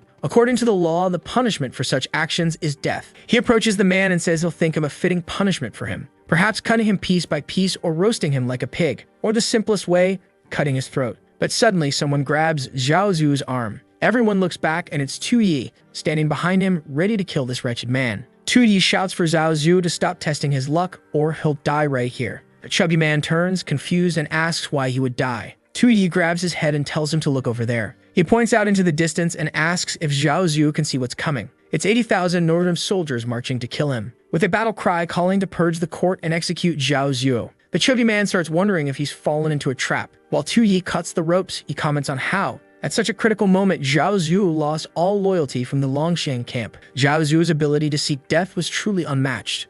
If Tu Yi hadn't arrived in time, there would have been no saving him. As Tu Yi cuts the rope, Zhao Zhu mutters to himself that this is impossible. Suddenly, he starts laughing. He says he understands now and nearly fell for such a stupid trick. Obviously, Tu Yi wouldn't be kind enough to save him. He must have fled the destruction of Qianjing, which is why he's here. Tu Yi looks confused, but Zhao Zhu insists, saying that the whole Purge the Court story almost convinced him. But he knows that if such an order existed from Tu Su, Tu Yi would have been the first to die. He charges with his sword, scaring the two men, but someone comes from the side and strikes him. The commander calls out Yuan Hu's name, and Zhao Zhu turns, saying that this guy must also be seeking death. With a slash from below, Zhao Zhu cuts Yuan Hu, and the poor man falls lifeless to the ground. Tu Yi just watches as Zhao Zhu points his sword at him, demanding obedience. Zhao Zhu says that when they leave the camp, he'll present Tu Yi's head to the emperor as a great achievement. But Tu Yi calmly calls out Zhao Zhu's name, prompting Zhao to ask what he wants. Zhao Zuo warns Tu Yi to stop calling himself the emperor because now it's he, the great Zhao Zuo,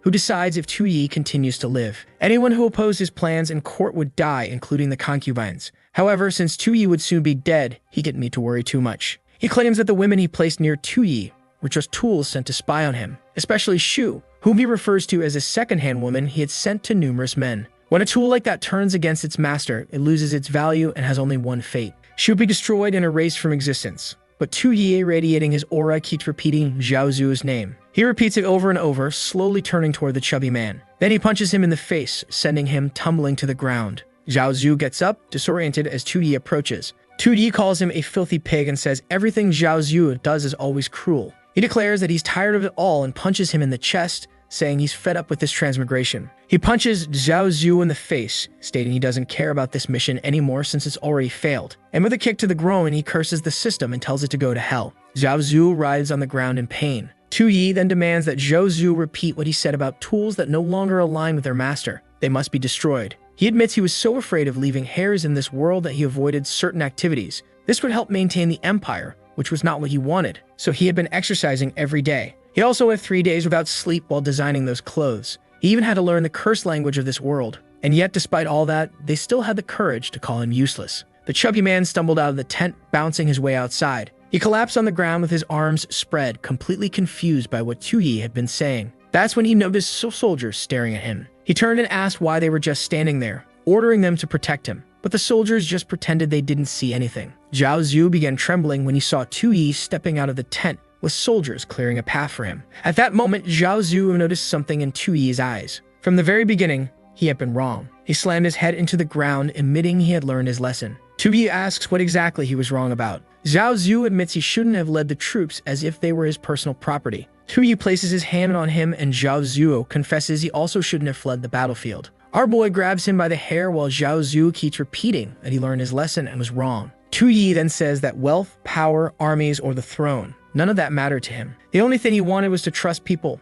and for them to fulfill their roles, but everyone betrayed him. Zhao Zuo, confused, asks what trust he's talking about and who betrayed him. Tu Yi simply tells him to say it out loud. Totally confused, Zhao Zuo hesitantly says, "I betrayed him." Tu Yi punches him in the face and orders him to shout it. He then screams for everyone to hear that he betrayed the emperor. Along with that, he betrayed the entire Qian dynasty. He betrayed the people of Qian by stealing from them and causing them to suffer. He truly was a sinner of this dynasty. After standing still for a moment, he slams his face into the ground, begging for forgiveness. Tu Yi just sighs. Looking up, he says he's tired while Zhao Zuo keeps smashing his face into the ground, admitting he's guilty. Suddenly, Zhao Zuo's expression changes as he grabs a knife, saying he would never act that way. When Tu Yi turns around, Zhao Zuo is already lunging at him. Blood splatters, but it's unclear if he hit Tu Yi. Zhao Zuo looks twisted, and it's hard to tell from his expression. But Xiao, who had been silently watching, strikes him on the back of the neck. Tu Yi glances at her and remarks that she finally made a move. Confused, Xiao wonders if he knew she had been there among the army the entire time. He looks at her, and the system informs him that the leader of the Kun Guard is struggling, unsure whether to remain loyal to Tu Su or Tu Yi. Holding Zhao Zuo, Xiao is trying to figure out if Tu Yi knew everything from the start. Zhao Zuo collapses and Xiao says he's not dead, only unconscious, but she knows exactly what Tu Yi plans to do with him. Our boy is deep in thought. From the start, he believed Zhao Zuo would help him bring down the empire, but he was completely wrong. He would have to take control and handle things himself. So he tells Xiao that Zhao Zuo's life is now in the hands of the Longsheng army. He no longer had any use for him. With this, he eliminates a traitor of the Zhao Zuo empire, earning another 5,000 national points. Xiao stands there, bewildered at how he managed to handle everything alone. By himself, he stopped Zhao Zuo, regained military power, and prevented a civil war in the Kaiying dynasty. Watching him walk away with his 10,900 points, she wonders who he truly is. Meanwhile, the other army is approaching. One of the soldiers raises his arm, telling everyone to prepare because Zhao Zuo's troops are just ahead. Then one of them points and tells General Wang to take a look. He turns, curious, and becomes confused. There was a troop carrying someone impaled on a spear. It was Zhao Zuo with his tongue hanging out, apparently hanged and displayed on a banner. The scene shifts to someone shouting Shu's name, calling her a coward and filthy. She's running when a hand grabs her foot, making her fall flat on her face. She turns around and someone calls her sister, asking why she's ignoring them. It was a skeleton asking if she had forgotten them and why she hadn't avenged them. She should survive and kill Zhao Zuo. She tries to escape as countless skulls try to pull her back. Ahead of her stands a monstrous version of Zhao Zuo, calling her name. He says she betrayed him, and a tool that betrays its master must end up like the others. But suddenly, there's an explosion in front of her. When the smoke clears, she sees a sword aimed at Zhao Zuo's head. Looking up, it's a towering, majestic Tu-Yi. She calls out, "Your Majesty," and then hears a voice calling her name. She wakes up in bed, and a girl tells her that His Majesty has returned safely. He was preparing to summon all the ministers to the Grand Hall. Moreover, Zhao Zuo had been executed. Shu cries with emotion, saying it's finally over. The next day, after everything that happened, our boy returned to Kanjing to receive congratulations. However, he's thinking to himself that the plan is to destroy this damned country. But what has he actually managed to destroy so far? The entire court was in perfect order. The harem was far too devoted, and there wasn't even a femme fatale to suddenly assassinate him. Tu Su, with his troops, was determined to keep him on the throne. And even Tianyuan, who was supposed to be his trump card, had become quite calm after everything that happened with Zhao Zuo. With all these prominent figures in place, the nation's power had risen beyond 15,000. So how was he supposed to destroy this country? Right beside him, Tianyuan is wondering why the boy doesn't seem happy after getting rid of Zhao Zuo. He glances back and sees Tu Su staring, making a throat-slitting gesture. Tianyuan realizes that Tu-Yi isn't happy because he's still alive. The delicate balance between the three factions was gone. Tu Su was already siding with Tu-Yi, leaving only Tianyuan's side undecided, making him the next target to be eliminated. Maybe it was time for him to take a stand in all this. Tu-Yi was confused when Tianyuan said he wanted to discuss something. He had heard that the emperor personally went to the army and executed Zhao Zuo himself. Such an action truly brought satisfaction to everyone there. However, it was obvious Zhao Zuo could only control the troops because Tu-Yi had let him hold onto the tiger talisman. He had failed to prevent that from happening, so ultimately, it was his fault. That's why Tianyuan was willing to accept any punishment and was even ready to resign from his position as Grand Chancellor to set an example. Tu-Yi just tells him to shut up because he isn't in the mood to hear excuses right now. Meanwhile, he thinks to himself how cunning this guy is, blaming the dead at the first chance he gets. Tu-Yi then says he's interested in an unknown journey across the Qian dynasty. And when he returns, they'll discuss him losing his position. Tianyuan is confused. The court had just been stabilized, so why was Tu-Yi suddenly wanting to leave? He tries to ask His Majesty to reconsider, but Tu-Yi immediately asks if he's really going to tell him what to do. Tianyuan instantly changes his expression, saying he wouldn't dare. Tu-Yi knows he can't rely on anyone within this dynasty to destroy it, which is why he needs external forces. He knows of an extremely strong tribe in Kanglang to the north, one so fierce that even the southern regions struggle to face them. To the south, across the sea, there's the nation of Jing. Their leader named Shu Lai has been attacked countless times by Tu-Yi's father, but was never defeated. Additionally, there's the Red Sleeve Army, with countless followers scattered everywhere. Since the first two options are too far away, perhaps the best choice is to find the Red Sleeve Army and make them attack this nation. The Emperor of Qian would become a spy for the rebels who would destroy everything. It was exactly the kind of story he liked.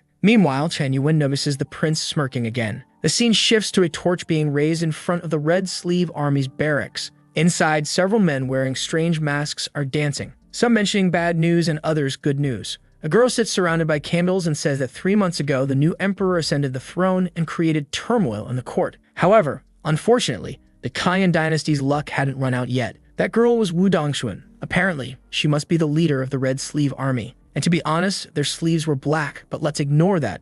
It's probably a translation error. She wants to know what the bad news is in all this. The Red Sleeve Army is also known as the Hongxiu Army. At that moment, numerous hooded figures turn around, watching someone's arrival. It was our dear Tu-Yi calmly walking through the city, accompanied by Xiao. She warns that the northern region is chaotic and even Tu Su struggles to handle it. Tu-Yi replies that she's already told him 8,000 times along the way to be cautious. The only thing Tu-Yi finds odd is that he knows Longsing City is where the Tu family first built its power. 500 years ago, Tu family ancestors killed a dragon and presented its head in this region. Since then, the Tu family had gained more and more influence until they established the Qian dynasty. This Longsing region had always been part of everything. Yet recently, different forces began stabilizing in this place. He knows his father and brother love war, so why did they allow the Red Sleeve Army to stabilize there? Even Tu Su insisted that he take Xiao with him, refusing to let him go alone. The problem was that it wasn't just Xiao. There were a bunch of men following him, and he wondered why they couldn't disguise themselves properly. One of the men turns and asks if His Majesty is staring at them too much.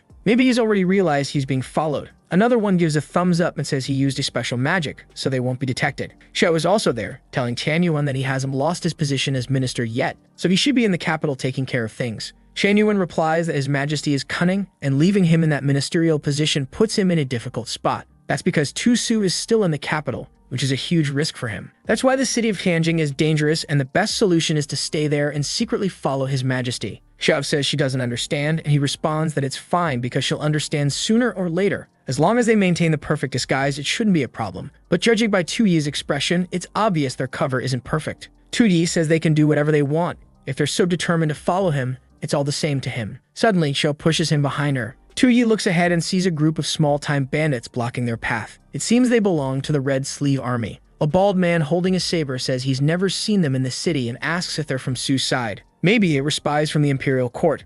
Cho prepares for combat, but 2D tells her to hold back and wait. He thinks he's lucky to have found these guys so easily and wonders where their leader is. Soon after, they're already climbing the stairs to the group's base. The vibrant Dongxuan sits there amidst candles, but she's casually eating a bunch of scorpions. What's going on here? Dongxuan, the leader, is highly skilled in magic and has the ability to manipulate people's hearts. She's been gathering refugees from everywhere as her followers with the goal of destroying the Qian dynasty. There are even some strange creatures coming out of her mouth, good heavens. Licking her lips, she says he's bold to come to Longsing like this. Tui asks if it's not the prince of the Black Sleeve Army who welcomes refugees, so no courage was necessary for this. However, she responds that with how he looks, she doubts they are refugees. No matter how he's dressed to conceal his identity, his behavior is revealing. Besides, the woman beside him has the face of someone who moves in the shadows and spills blood. Tui congratulates her, saying it's expected from the great leader of the army to notice instantly. He then claims he's a secret envoy from the nation of Jing, sent by his majesty to cause chaos in the Qian nation. Recall that Jing is the nation across the sea to the south. He says he's specifically there to seek cooperation with the Black Sleeve Army. Suddenly, something hits the ground, startling him. Dongxuan turns and says cooperation sounds wonderful. She approaches him, saying that since he revealed his identity, she no longer needs to hide. She touches a peculiar spot and says he must also be interested in the dragon root hidden within the Qian Empire. He's confused. After all, she just touched him in an odd place and mentioned the dragon root. Is she talking about him and was he truly exposed? She explains that everyone knows the dragon root is about to resurface in this world,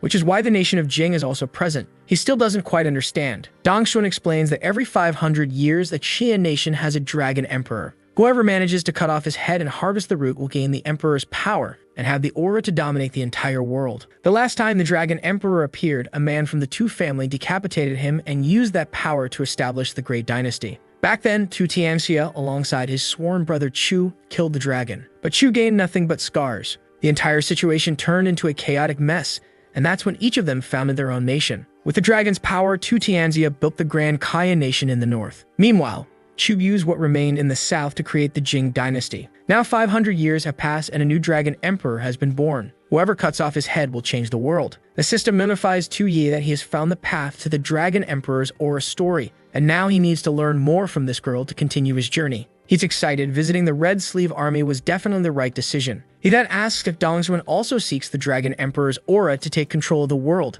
However, Dongxuan says she has a rebellious spirit and has no interest in becoming an empress. But she knows the Jing nation has been interested in this for over 500 years. She gets close and says these lands are under her control, so with her help, victory would come much easier. However, gripping his chin, she wants to know what she gains by helping the Jing nation. Tu Yi isn't foolish. He studied her history before coming here. Dongxuan was once from the Feng nation, whose village was massacred during the war against Qian. Amidst all that chaos, she encountered an immortal and learned medicine and magic from him, which she used to help others who had suffered like her. Little by little, she gained a reputation among the refugees and founded the Red Sleeve Army, aiming to destroy the Qian nation. In books, Tu Yi had read about many people like her, lonely souls driven by war. He knows that this woman is acting eccentric and mystical, but it's all just a disguise to survive in these chaotic times. Tu Yi then says he came to discuss cooperation and brings two promises. The first was the destruction of the Qian kingdom, which was a goal they both shared. Dongxuan responds that she knows the nation of Jing wants to unify the world. So the fall of Qian wasn't exactly a promise. It was something that was bound to happen. Tu Yi says that's why he has his second promise.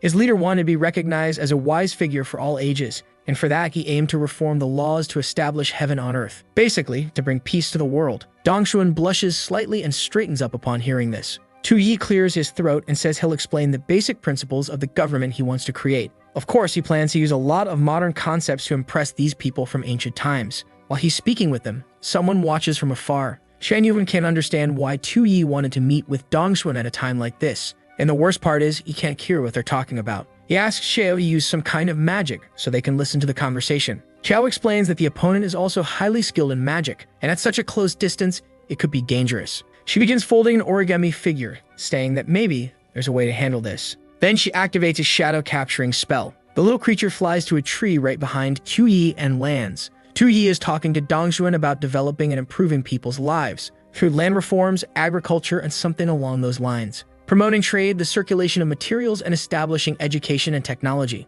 Tianyuan asks why the words sound so broken, and Chao says they're too far away. Even so, Tianyuan can sense that it's something about governance and that there's a certain wisdom behind it, but it still sounds too vague and impossible to achieve in this era. Then the origami transmits the phrase, "All men are born equal." Xia smiles, saying that equality for everyone is a romantic idea. However, Tianyuan becomes desperate upon hearing that. He says that in the past, a man named Xing Liu tried to challenge the nobility and was torn apart by 5 horses. If everyone under heaven were treated equally, it would bring the Qianyuan dynasty to ruin. The nobles and the emperor would bring disaster upon themselves with nowhere to escape. He's about to say that this would truly be the end, but then he sees Yi still speaking. Everyone around him is smiling as they listen to him, and this makes Tianyuan pause in thought. He admits it's truly shameful. While he and Zhao Zhu were plotting to overthrow his majesty, Yi had the ambition to improve the world for everyone. Meanwhile, Yi raises his arms in exhaustion. He's tired after talking so much and people even bring him water. Dongxuan compliments him, saying his descriptions are very tempting, and if it truly worked, it would be like heaven on earth. He smiles, saying he knew she'd understand. But then her expression changes, and she asks if he really thinks she's an idiot who would believe such lies. The Qian nation would never implement such policies or make those promises. Yi is startled, and she demands to know who he really is. She already knew he wasn't from the Jing nation. That's because when Lord Shu founded the Jing nation in the south, he needed help to gain more power. The Jing nation has always been tied to the most powerful clans and nobles in that region, so promising something like this made no sense. Yi realizes he might have promised policies that were too advanced and didn't know that Jing had such a history. He desperately tries to think of a way to avoid getting beaten up. Then Shou steps in front of him and tells everyone to stay back. Dongxuan asks what would happen if she refused. They had stepped onto Red Sleeve Army territory, and if they didn't explain themselves, it would all die. It was better to reveal who they really were. Yi then confesses. He says he didn't expect her to see through him, but he is indeed from the Chan nation. Dongxuan responds that she already knew. The people of Jiang were the ones she hated the most. Yi quickly asks her to wait. Even though he was from Qian, just like her, he wanted this nation to fall. Tianyuan is shocked. Xia says that the emperor seems to be in danger and asks if they should go save him. Tianyuan responds that for now, it's better to trust his majesty. Surely he must have some kind of plan. Though internally, he's extremely curious to see how his majesty plans to convince Dongxuan in a situation like this. Then Yi boldly declares that he is the Grand Chancellor and Prime Minister of the Jiang nation, named like Tianyuan. The real Lei Tianyuan is stunned, completely unable to understand what's happening. Dongxuan, confused, asks if he's really Tianyuan. Yi confidently confirms, saying he always dreamed of taking Yi's throne and establishing a nation of equality. That's why he served that damned old man Qianjun like a dog, but finally the old man is dead. Dongxuan responds that she heard the emperor had indeed died recently, and that 2 ministers, Tianyuan and Zhao Zuo, were supporting a useless prince named Yi. But suddenly, Tu Su appeared and supported Yi's rise to power. Yi agrees, saying that's exactly what happened, and he has no idea why Tu Su acted that way. Dongxuan says she also heard that Zhao Zhu was executed, while Tianyuan kept his position. However, it seems he lost all influence and was even imprisoned by Yi. Yi, staying in character, says that damned Yi really tried to kill him, but he barely escaped from Qianjing. Dongxuan thinks for a moment and says she heard Tianyuan was extremely intelligent and talented. It makes sense, considering the government plans he presented. But she also heard Tianyuan was much older. Yi quickly claims he has techniques that keep his skin young, but that's not what matters. What matters is that as long as that fool Yi sits on the throne, his ideas for governance will never come to life. Dongxuan asks if he's trying to imitate Xing Liu from history, the minister who betrayed the emperor. But she knows that story ends with him obtaining the dragon root and becoming emperor himself. Yi raises his hands and denies it. Dongxuan still seems unconvinced and says that for now, they'll postpone this talk of cooperation. First, she has to deal with something else, the rats hiding in this place. Xia immediately realizes they've been discovered, but the moment she tries to move, Dongxuan is already beside her, asking if they were enjoying eavesdropping on others' conversations. Xia reaches into her pocket, trying to grab an escaped talisman, but Dongxuan notices, swiftly spinning on the ground, impressed by Xia's skill with talismans. However, she says it's a shame that Xia isn't strong enough to face her. Lightning flashes as Dongxuan unleashes the 8-direction assault. Xia's hat is burned to the ground and she's left completely fried. Just as Tianyuan tries to act, Dongxuan's hand is already on his shoulder, remarking that he had a very interesting subordinate by his side. With such a strong protector, he must also be an extraordinary figure. She grins, saying she's lucky to have found 2 remarkable people today. Seeing all this, Yi realizes his plan has completely fallen apart. And why is that boy drooling so much? Dongxuan then asks directly, "Who exactly are you?" Yi starts thinking. He just pretended to be Tianyuan. Would Tianyuan dare pretend to be Yi in return? But no, that wouldn't make sense if their ages are too far apart. He knows he can't say something that's stupid. Meanwhile, Tianyuan starts to speak, trembling. A flashback shows an old man asking Tianyuan why he wanted to study. Tianyuan explains that his father was a scholar, and from a young age he read countless books. At that time, he simply surrounded himself with knowledge but never questioned why. He tells his father that he just wanted to read, never considering any greater purpose. His father responds that he must establish a heart for heaven and earth, create a life for the people, and continue the teachings of the ancient sages. That was the path the sages taught for scholars to follow. However, his father wasn't as noble as the sages. All that talk about establishing a heart for heaven and earth or creating a life for the people was just a means to an end. What his father truly wanted was to leave his name in history. This left Tianyuan deep in thought. The old man said that human life is so short that in less than 100 years, everyone is forgotten and becomes nothing but dust. Only by leaving his name recorded in history can a person be remembered by future generations, just like the scholars of the past. Through the teachings left behind, one could become immortal. Although Tianyuan didn't like his father's words, they gave him a sense of direction in life. But good times didn't last. Horses approached, and the entire village was set on fire. War had obviously reached their land. It was only then that he discovered the pride of a scholar meant nothing in the face of life and death. Everything he had been dedicating himself to was nothing more than a joke. He looked to the side and saw a man in a tree asking for help, saying he hadn't eaten for 3 days. The old man kept begging until Tianyuan approached and offered him something. The man immediately snatched it from his hand, and Tianyuan told him to eat slowly. No one would take it from him. Or so he thought, because when he looked around, countless starving people surrounded him. One of them asked if he didn't have more food, and another said that if he had some to offer, then he must have enough for everyone. Suddenly, they started running toward him, yelling for him to hand over everything because they were starving. But then someone stepped in front of him. It was his father, and Tianyuan wondered why this was happening. His father looked back and smiled, but Tianyuan stepped on a rock and tumbled down the mountain. As he got up, he heard the starving people saying that man didn't have enough food, but he could be eaten instead. From down below, he only heard his father's screams, shouting for them to stop. At that moment, he understood his father's words that day. Reading and studying weren't meant for people like them or for all beings. Study was meant for leaving your mark on the world, not to be a teacher of others, but a beast that holds the lives of millions. With that, he rose to the position of prime minister at a young age. Looking at the emperor in his coffin, he said that the old emperor had died too. In the end, he was a very useful pawn. He turned to the physicians and asked what use they were if they couldn't even save his majesty. Tianyuan said that shedding blood at the emperor's funeral was inappropriate. They should all be buried with him. While the men screamed, he stood there, unmoving, until Zhao Zhu approached and said that the emperor's last wish was for Tusu to ascend the throne. So what would they do? Tianyuan replied that the emperor's name was now just a historical record. The opportunity had landed in their hands. In the Kaiyang Empire, he would stand above all and become a leader of this world. Back in the present, Dongshuan asks what he's thinking about so much and demands he answer. Who exactly is he? At that moment, Tu Yi wondered if Tianyuan might pretend to be Tu Yi, but their ages didn't match at all. Tu Yi began to speak and suddenly removed his hat.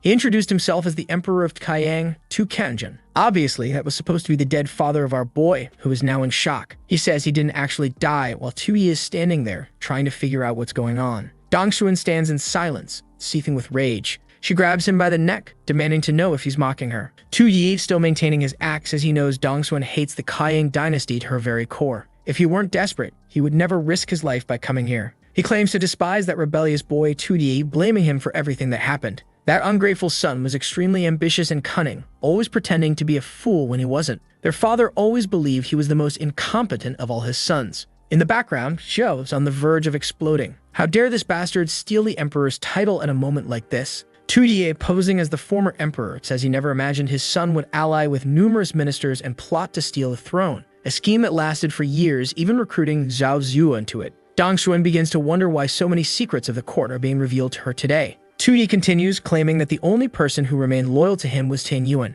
which in this case is Tu Yi pretending to be Tianyuan. When Tu Yi decided to seize all power, he had no choice but to fake his own death and escape. He kept Tianyuan in the court to create conflict between Tu Yi and Zhao Zhuo, but everything went wrong. That's because his other ungrateful son, Tu Su, helped Tu Yi kill Zhao Zhuo and establish the court. Now Xiao is even angrier. This man wasn't just tarnishing Tu Yi's name, but also smearing Tu Su's.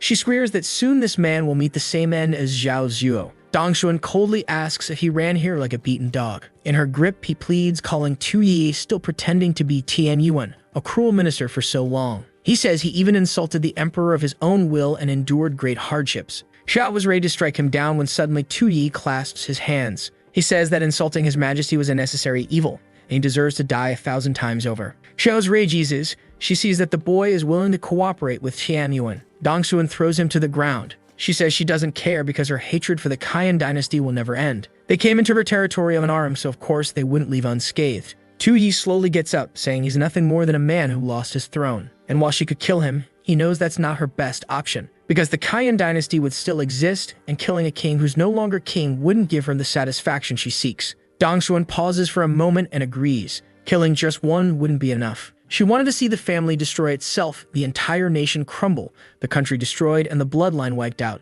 Shan Yuan looks terrified, but Tu-yi is celebrating internally, thinking this part about the nation being destroyed is the best outcome. For Tu-yi, pretending to be his father was the perfect plan. This way, he wouldn't die because Dongsuan would want to use him to stir conflict. Calling himself the Destroyer, he thinks that, as expected, he can truly rely on someone as smart as himself. Dongsuan then asks if, besides wanting the Dragon Emperor's power, he also seeks the support of her troops. Tu-yi admits that he does. Since the Qian Kingdom's army is the second strongest, together they could destroy the dynasty. But Dongsuan cuts him off, telling him to stop dreaming. Even though she would love to see the two families fall apart, using her army to help the enemy is going too far. And that's something she will never do. Tu-yi laughs and says that if Dongsuan won't help him, why not help Chan Yuan instead? Immediately, Tu-yi gets a dumbfounded look on his face. He says that after everything that happened with his sons, he's tired of the throne. Dongsuan seems skeptical, but he insists that not only does he want to get rid of his two ungrateful sons, but he also means to put someone on the throne who thinks about the people. Shan Yuan, he claims, is the right person for that.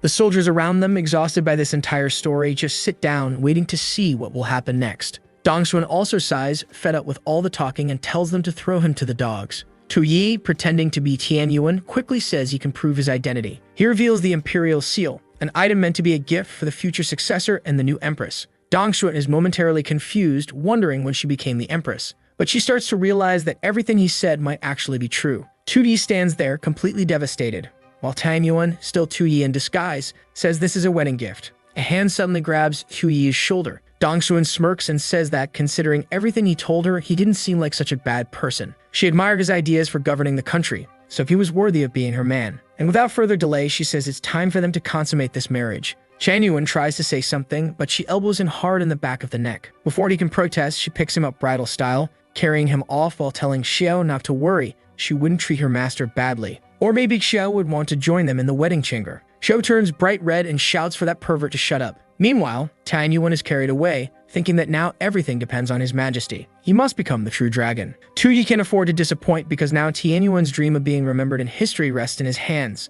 Later that night, Xiao is standing nearby when someone tells her to calm down and step away for a bit. Apparently, Xiao stayed behind to watch everything unfold, and unfold it did. The night was long and the roosters were already crowing loudly. The door creaks open and Dongsuan steps out, stretching. She makes a noise of disdain towards Xiao, who glares back in anger. Then they notice someone dragging himself out of the room. It's Tian Yuan, or rather Tu-yi, looking like a skeleton, even balding. He drags himself along, thinking he was nearly drained completely, but for the sake of destroying the nation, any sacrifice was worth it. He's just amazed at how bold Chan Yuan was to not only bring the Imperial Seal, but also sell him out like that. The future was promising. Dongsuan tells him to stop dwelling on everything that happened because it's time for them to head to the barracks and start planning. The poor guy, still dazed, wonders if they're really starting so soon. In the middle of the mountains, someone carries a torch. It's their group moving through a cave, and Dongsuan says they're almost there. Tu-yi feels a strange sensation about all of this. Suddenly, they see the exit, and Dongsuan announces that they're finally about to meet them. Everyone is stunned by the sight.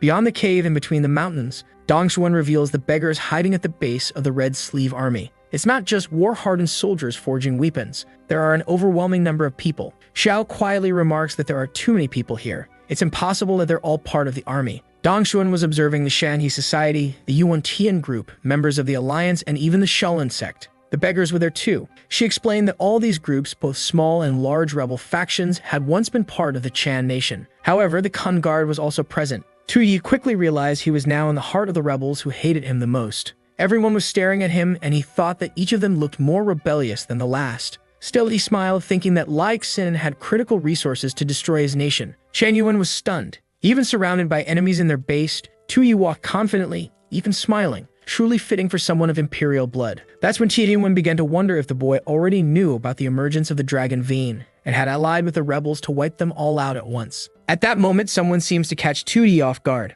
A guy wearing a bandana approaches and says Tu-yi looks familiar, asking which rebel group he's from. Our boy introduces himself as Tian Yuan. the exiled prime minister of the Chan nation, and says that beside him is the former emperor Tu Kanjin. The guy laughs and says that at least the new brother is pretty funny, but that joke wasn't all that funny. Then Dong Xuan steps up and says that what he's saying isn't a joke, but the truth. Immediately, everyone greets her, calling her the great Taoist Dazhu. She asks if he's disappointed. Did you really think that just because he's making a deal with her, everyone else there would support him for the same reason? She warns that there's a risk her army men won't support him, and since she's a businesswoman, she won't bet everything on one side. Tu Yi seems to think that this damn woman wants him to convince them for free. Suddenly, she spreads her arms and says she doesn't want to be an empress, but she's willing to support anyone who wants to sit on the dragon throne. This time, who is seeking the dragon's power would have a fair chance to compete. Shan Yuan knows this woman is using the dragon event as a trap to lure all the rebel forces and select the strongest among them. That would be enough to form a dangerous army to attack Qian. And Dong Xuan is smiling, thinking that no matter how things turn out, in the end she won't lose. Shan Yuan wonders if our boy can handle a woman with such a cunning strategy. Tu Yi says not to worry because the more people competing, the more fun it gets. After all, in the end, the result will be the same. He's thinking that it doesn't matter who wins. What matters is finding someone who will destroy the cursed nation of Qian. Dong Xuan grabs his chin and says it's no wonder she's starting to like him. He has a confidence she's never seen before. Even though she has countless men around, none of them could compete with our boy. An old man with a purple aura asks if the only ones competing with him are those from the Jing nation, making Tu Yi question if that nation is also joining this mess. Dong Xuan says he's naive if he thinks the Jing nation wouldn't fight for the Dragon Veen. By her calculations, it should be arriving soon. Right at the entrance of the base, someone approaches. A red-haired man, a weirdly muscular guy, and a very dancey Cleopatra-like woman playing a flute. Dong Xuan puts her hand on her waist and asks Chen Siming if he didn't go to receive the people from the Jing nation. He replies that he was with a group of Taoists and would never disobey her, so he brought them personally. Both of them look shocked. Then Chen Siming says he brought the person's head and asks if that's enough. They look at the three at the entrance, and then he tosses the head, which rolls and lands in front of them, completely dead. Dong Xuan responds that she asked him to welcome the participants, so why did this happen? He laughs, steps closer, and says he can't be blamed for something like this. It's that guy's fault for being so weak, and oops, his head just exploded. Dong Xuan replies that she knows he's dissatisfied with her position in the group and wants to steal it. But causing trouble at such a critical moment is very risky. Nearby, Shou is amused to see that even among the rebels, there's a power struggle. Ken Siming says he's being wrongly accused and that he will always be loyal to Taoist Dazhu. He places his hand on his chest and tells everyone he knows she wants to end the Qian dynasty, but she also doesn't want to become empress. That's why, as her subordinates, they need to find someone worthy to take that position. He points to the remains on the ground and says that was Qu Shidao, the great prince of the Jing nation. He was known as the #1 general and led an unstoppable battalion. That's why he came seeking the dragon's power, but was completely defeated by the demons of the plains.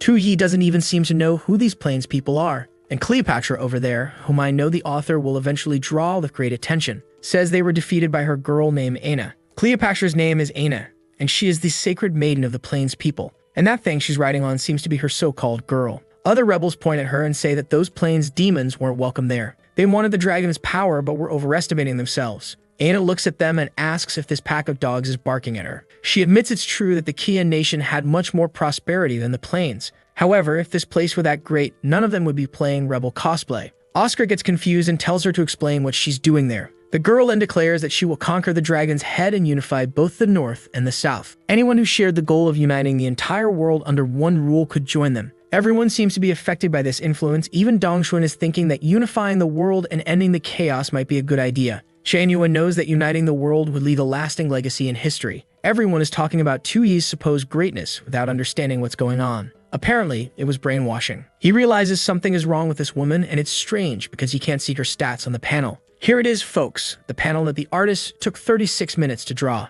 Thank you, artist. Aina then says that anyone who wants to join must pass a test, and they only accept the elite. It seems she's copying someone's phrase, and Tu Yi finishes it by saying they don't accept trash. At that moment, she looks at him, wondering how he knows that phrase. And our boy thinks that this felt so familiar that he instinctively answered. A guy complains, asking if he's calling everyone trash, and he says he was just helping the girl finish her sentence. Then he turns to Aina and asks if she's saying he's trash. She says she's not talking about him, she's saying that everyone else there is trash. Man, I'm starting to think this girl transmigrated too. People get angry at her, getting ready to attack, saying she'll pay for saying something like that. They jump at her, saying this is her end. But Aina simply calls Aya her little monster and asks for help. The strange creature lets out a loud scream, and instantly someone gets grabbed by the neck. Man, what was that? A lightning strike hit, and the guy got disintegrated, it seems. She jumped, punched one guy, toward another who got slammed to the ground. People are flying and dying everywhere. Meanwhile, our boy is pushing his group back, saying that a smart man knows when danger is bigger than strength. However, Aina notices this and points to Oya, telling you to prioritize killing that man. Tu-Yi thinks this girl is so petty. He just finished her sentence and now he deserves to die. Aina believes he's the only one not affected by her abilities, so in a main story, he'd be like a mini-boss. Her monster rips off another head and then charges toward Tu-Yi. However, Asha activates her escape technique, while Dongxuan delivers a powerful arcane kick to the monster's head. She warns Aina that she made a mistake coming into Hongsu's army thinking she could kill whoever she wanted. That was a huge disrespect to Daoist Daju. Suddenly, Aina calms down and says not to worry, they aren't enemies. Once again, she activates her power, saying they share a common goal, to destroy the Qian dynasty. The phrase destroy the Qian dynasty echoes in Tu-Yi's mind. He wonders why this is happening and if it's a result of this woman's ability. He looks to the side and sees Dongxuan already repeating the same words.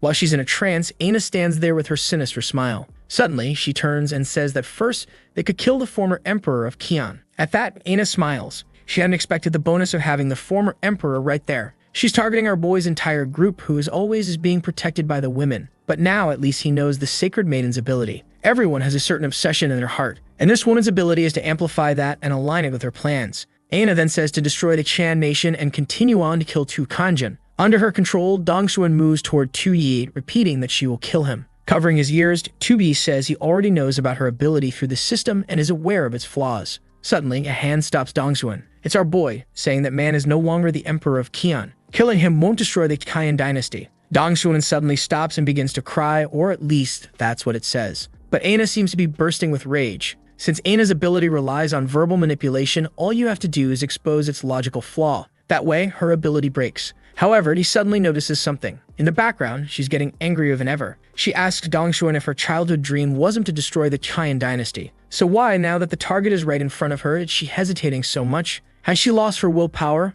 Once again, they try to kill him while Dongxuan holds back. Our guy tries to say something, but there's no time and he nearly gets punched. Falling to the side, he realizes this girl just wants to solve everything with brute force. Unfortunately for her, her ability has another flaw. He then asks Dongxuan if she would be satisfied if Tu Kanjin died. Was her true goal to destroy the Qian nation or to create a peaceful place in the Central Plains? Completely frozen, Dongxuan starts talking about a peaceful land. Then she begins speaking about death, holding her head in confusion. Meanwhile, Aina asks what she's doing. Tu Kanjin then says that a person's obsession is rarely about just one thing. Dongxuan was a perfect example of that. She had an obsession with destroying the Qian nation, but also with creating a peaceful era. However, Aina's ability couldn't choose which obsession to amplify. At that moment, the desire to create a peaceful world was stronger. Aina is confused, not understanding how this boy already knows so much about her and Dongxuan. Then he throws his arm up and points at Dongxuan. He says that if the world falls under that woman's control, the North would invade the central region. So how would she save the people of this land?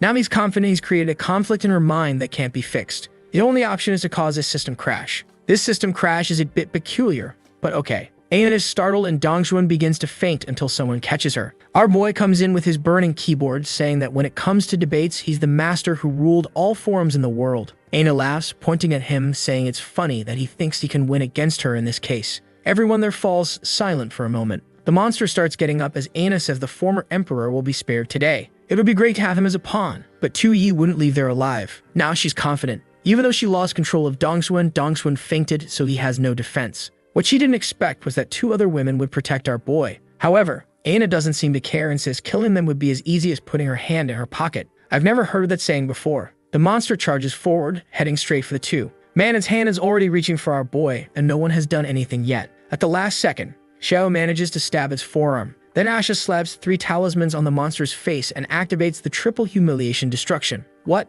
The move even has humiliation in the name. Her creature gets thrown far away, crashing into tents, and Aina is left confused, not understanding what just happened. Who are these 2 women beside him? Asha says their chance has come, but Xiao warns her not to lower her guard. Looking at the destroyed wood, she's sure this isn't over. Suddenly, a system window says the seal has been released. Obesification is starting and tons of stats are increasing. The system seems to ask Aina if she wants to suppress it. As Ovi arises with a green aura, of course, she says no. The monster then begins transforming into what looks like a werewolf. It lets out a roar beside her, saying now things would get fun. Asha and Xiao wonder if the woman turned into a dog. The group is terrified, and Dongxuan seems to be out cold. Wake up, girl. The 2 stand frozen when suddenly the creature lunges and lands a knee right on Asha's face. Whoa, man, don't hit the girl like that. Xiao looks to the side and almost gets hit too. But the wolf keeps advancing, delivering a barrage of attacks. Aina explains that this creature was raised by wild wolves as a child. It had an insatiable bloodlust, and she was the only one who could control its madness. However, by attacking now, they broke the seal and would pay the price. Poor Xiao is getting beaten and slashed from all sides. She can't find a chance to dodge any of it. The monster opens its jaws and bites down on her shoulder. Suddenly, Asha rises behind them. The monster holding Xiao by the shoulder slams her onto Asha. Both realize the creature is on a completely different level now. They crash into a wall and Chuyi approaches, asking if they're okay. Xiao tells him not to come any closer. The boy freezes as she stands up, realizing the monster is much stronger and faster than she is. At this point, she can only rely on the talismans Asha used before. The problem is, Asha seems to have already passed out. Poor Xiao says that yesterday she got struck by lightning from Dongxuan, and now she's going to die from a dog bite. She feels something approaching and tells Prince Tusu, and maybe she really will die here. But suddenly, the wolf pauses for a moment. The rebels group steps in front of it. Shulin asks since when the army allows dogs to walk in the courtyard. The mustached man says if this continues, the 5 of them will lose respect. The other 2 say it's time to end this. A guy in a bandana says it would be perfect to use this monster's skin to make a coat. Immediately, the other rebels start cheering them on, telling them to go ahead and kill the beast. Our boy is excited too, saying that finally the rebel leaders have arrived. Xiao smiles as the guys start glowing, charging forward. They must be weak and about to get wrecked, right? Of course, man. They got grabbed in a bear hug and slammed into the ground, exploding. Smoke rises, and when the crowd looks, only their little souls are floating out of their bodies. At that moment, Aina holds her stomach and can't stop laughing. But suddenly, Xiao looks to the side and asks what that person is doing there. At the same instant, the wolf begins approaching her. Knowing she can't escape, she grabs Xia and throws her into Tuyi's hands, telling him he urgently needed to kiss that woman. Man, even if he didn't want to, he had no choice because she shoved his head into Xia's mouth. The boy sacrificed himself, truly a hero of the nation. But he must have been holding a coconut water or something because how is it leaking this much? And it just keeps going. What's even happening there? He's using his hand. What's going on? Man, our boy is taking full advantage of this. Oh, right. Xia needs to lose her mind and also have a woman to hate. In this case, it's going to be Xiao. Now I want to see what she'll do with that. Suddenly, Xia's eyes start glowing purple. While the little wolf looks confused at their drool,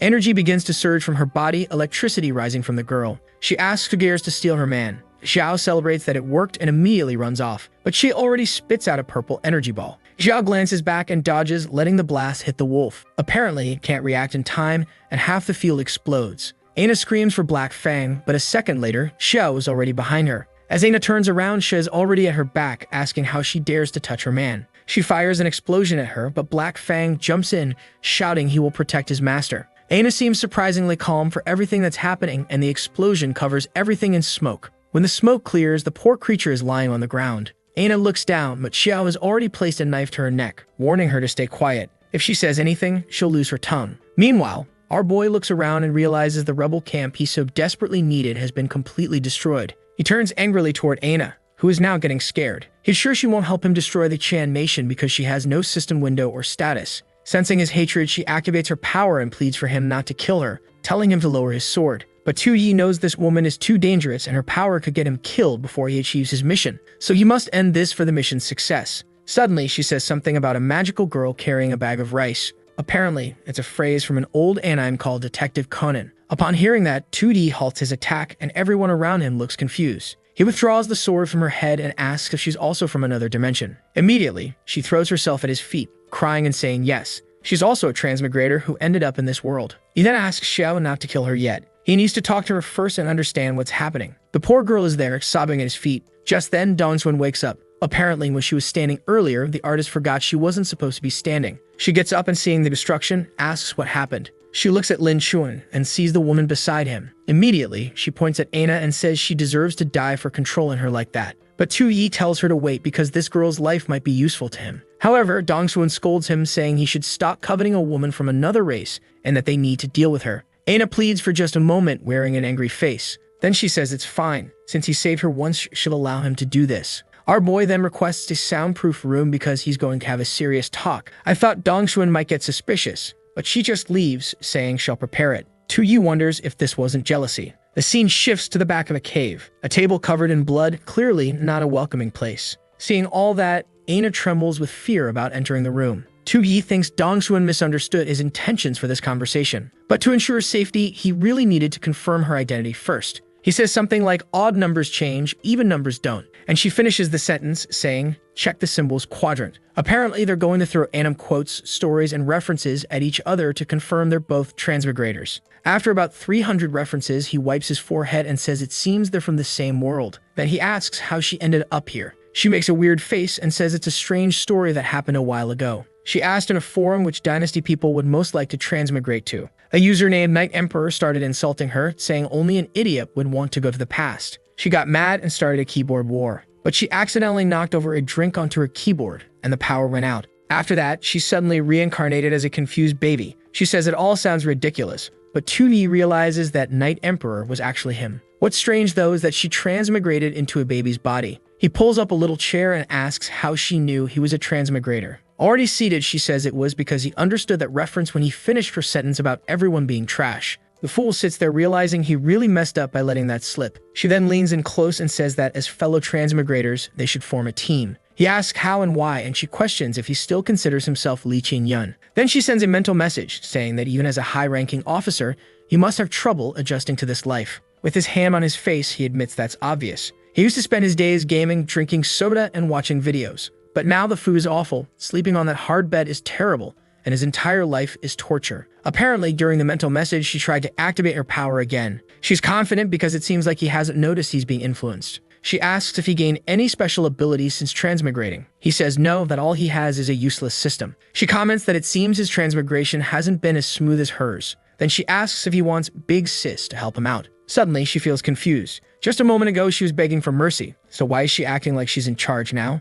She then asks if his goal is to destroy the Chan nation. He says yes, so what? Then she turns around saying she knew he wanted to destroy Qian and become king himself. But he's thinking that this woman is completely mistaken. He wants to destroy the Chan nation and leave this world. Who would want to stay in a horrible place like this? That's when he realizes she's trying to use her power to control him. Suddenly, she starts taking off her shoe and says she might even give him a dragon vein if he listens to her. She even offers to let him kiss her foot because she's sure he's never done anything like that. The girl puts her foot in his face and he's fuming with anger. Out of nowhere, he covers her mouth and ties a bandana over it. She can't speak anymore, and he comments on this nonsense about grabbing the dragon's head and becoming king. He says he's tired of people constantly trying to shove their ideas into his head since he transmigrated. He can't believe even another transmigrator doesn't understand how he feels. Gagged, she realizes her power won't work like this and silently pleads for him not to get closer. He leans in and says he'll tell her what he truly wants. Poor thing can't say anything, and honestly, I have no idea what happened next. Later, he slams the door open and she comes out behind him. He looks around and sees that everyone was waiting for him. The girl is gagged and completely red-faced.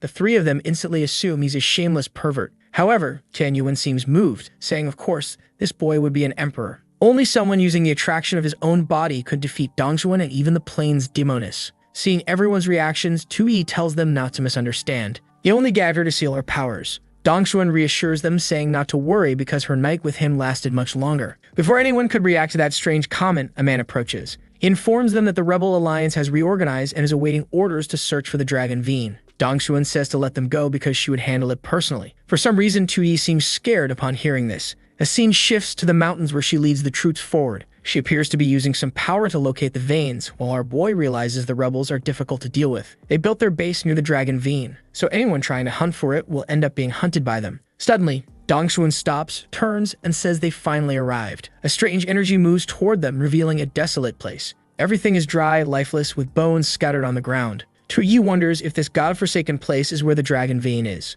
Then the rebels approach her, asking if she's in the wrong place. How could the Dragon Veen be in such a wasteland? That's when a golden explosion erupts behind her, and something rises into the sky. Amidst all that, a gigantic door radiating light appears. Everyone instantly knew this was the Dragon Veen. The rebels rush in, desperate to enter. As everyone charges forward, 2E celebrates. He wanted them to conquer the entire Dragon Veen, so they could help him gain enough strength to destroy the Chan nation. Even the gag girl is laughing. However, Cho wants to kill them all, saying the Dragon Veen is connected to the nation's fate, so the rebels must not gain control over it. But 2E says he's in no hurry, so why is she so tense? Shanyuan says the Emperor has unmatched wisdom. Those who go first always trigger the traps. 2E then raises his hand and says it's time for them to enter. With that, the group moves through the golden gates. The entrance behind them seems to close. As they walk inside, our boy is impressed, wondering who could have built something like this. They stop in front of a door, hearing people screaming that everything inside belongs to them. Shen Yuan remarks that it seems they've run into a situation. They approach the door to see what's inside. The rebels are buried in mountains of treasure. The men were crying, saying that with so much wealth, no one needed that so-called dragon treasure anymore. Xiao and Aina told them to check out other rooms.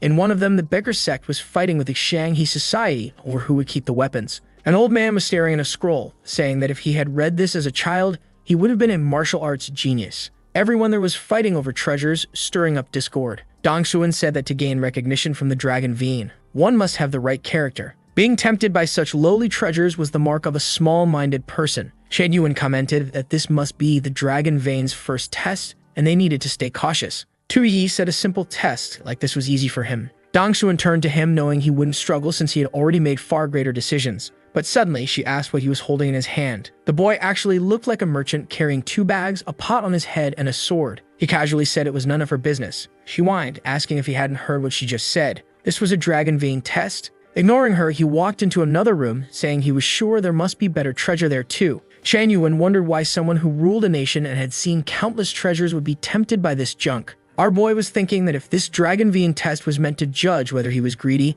then he'd be the most greedy person possible. He actually wanted to lose points, not gain them. Then he saw a bunch of people dead on the floor and wondered if they had been fighting over this pile of trash. Looking around at the treasures, he thought they weren't much better than national relics. The only thing in that room that could tempt him was his cell phone. Later, he approached the group, apologizing but saying he brought a little present. Smiling, he said he didn't bring everything he wanted but would share a bit. Xiao grabbed 2 daggers. Shan Yuan received a sword that he quickly recognized bore the dragon's mark. Dong Xuan got emotional over an ancient technique scroll. Xiao was delighted with her gift. Oddly, Aina received a peculiar whip. Tu Yi told her to hold onto it because when he returned, he used it on her. Man, this boy has a peculiar relationship going on. Dong Xuan thought to herself that at first she sensed an imperial aura about him, but now she wondered if she had been wrong. Suddenly, they felt a strange tremor and rocks started falling from the ceiling. Those still in the treasure rooms were crushed. The entire place collapsed as they screamed for help, dust rising everywhere. When they looked again, all the rooms were buried in rubble, with pools of blood beneath. Tu Yi was devastated, realizing that the rebel group he so desperately needed was dying so easily. Looking at the group, Dong Xuan noted they had entered with 158 people, but the first challenge had already killed over 100. Suddenly, a voice echoed through the hall, saying that the first test on the Imperial Path was the test of possession. Tu Yi looked up and then at his arm, wondering if it was the system. But it didn't seem to be speaking to him directly. The voice declared that those obsessed with worldly treasures lacked the quality to become an emperor and were eliminated. Only those who carried the world in their hearts and had a calm mind could proceed. Everyone sighed in relief for surviving. Tu Yi grumbled, asking if this guy would stop talking. Since he had stolen so many treasures, he was surely about to be kicked out. But then the voice said that only those who used treasures for the good of others had the right to rule this world. Immediately, a light shone beneath Tu Yi, and the voice announced that here stood true greatness. The poor guy was devastated, then his face twisted with frustration. Shan Yuan was thrilled, running over, saying this was truly incredible. He placed a hand on Tu Yi's shoulder, saying it was only natural for him to achieve this. But Tu Yi turned, clearly not happy. Aina stood by, wondering how he could be so clever as a transmigrator like her. Truly, the boy's talent was terrifying. The others behind them wanted to know who he was, and someone answered that he was a traitor of the Chan nation. Other rebels murmured that looking at him, they could indeed sense the aura of a true emperor. Everyone in the room was talking about him. 2D tried to step out of the glowing light, but it followed him. He yelled for the damn system to turn off the spotlight because it was giving him a headache. But the system on his arm congratulated him for passing the Dragon Vein's test of possession. With that, he would receive the blessing of the place and imperial aura. Immediately, he asked if this imperial aura would increase his strength. The system replied no. The imperial aura was purely for style, making him look like an emperor. That was all. He was utterly crushed to realize this so-called imperial aura was just for show. With that, the voice in the hall announces that since a competitor has obtained the imperial aura, the next test will now begin. On the path of the imperial arena, the next challenge will be a test of strength. Suddenly, no one can see anything, and when 2D opens his eyes, he finds himself wearing armor. A group is gathered in a tent, confused about what's happening. Someone appears at the entrance and calls for the marshal, requesting him to begin the military assembly. The goal of this test is to lead the Muyang army to conquer the city of Songgu. To the south of the map lies the wide Lin Kang River. The Muyang army, led by Marshal 2Da, is stationed near this region. 21 miles to the north stands the massive city of Songgu, the target of their attack. Songwu has 5,000 soldiers, while the entire Muyang army has 20,000. Both sides have sufficient supplies, so this battle could last for many months. Given the numbers in Songwu's fortifications, victory would be extremely difficult. A kneeling soldier informs the marshal that more than 5,000 troops have fallen ill due to a plague. The soldiers' morale is low and an urgent decision must be made. Shan Yuan and Tu Yi remain silent for a moment. Shan Yuan turns to Tu Yi and says this test of strength seems to be about the ability to conquer the world. Since they appeared in the same tent, they likely belong to the same faction. Tu Yi approaches the table and remarks that this feels like a game mission, and a tough one at that.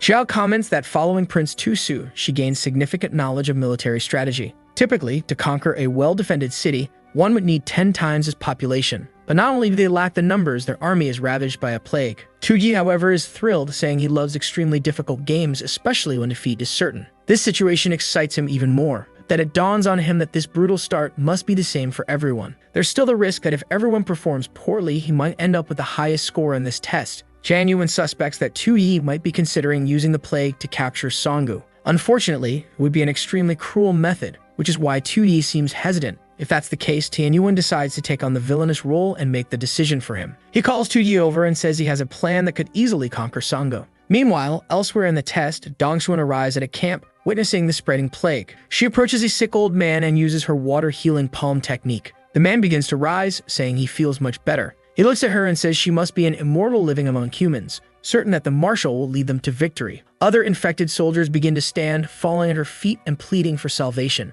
Dongxuan is unsure what to do. She recalls when she was a child and tried to help the hungry and the poor. She knows that alone she can't heal thousands of patients. It's like trying to put out a fire with a glass of water. But in that moment, this is all she can do. She tells them not to panic, promising that while she's there, everyone will be saved. She then asks those skilled in healing techniques to help treat the sick. Writing on a piece of paper, she hands over a prescription with ingredients needed for medicine. She stands and returns to healing the people. The scene shifts to another part of the test. At a banquet table, Aina bites into an apple and scoffs at the idea of 20,000 soldiers trying to attack a city defended by 5,000. Not to mention that many of their troops are infected. How could they possibly win? From across the table, someone says it's not that hard. It's Chen Siming, who claims that capturing Songgu couldn't be easier. He leans in and asks when they'll launch the attack. Siming then suggests they infect the 5,000 defenders. With a fast-spreading plague, the city would fall in no time. They could catapult infected corpses over the walls. Coincidentally, this is the exact plan Shan Yuan is explaining to Tu Yi. The only difficult part would be accurately launching the corpses into the city. Tu Yi thinks Shan Yuan is incredibly cruel. Even the king of hell would bow to such a plan. With his hand on his face,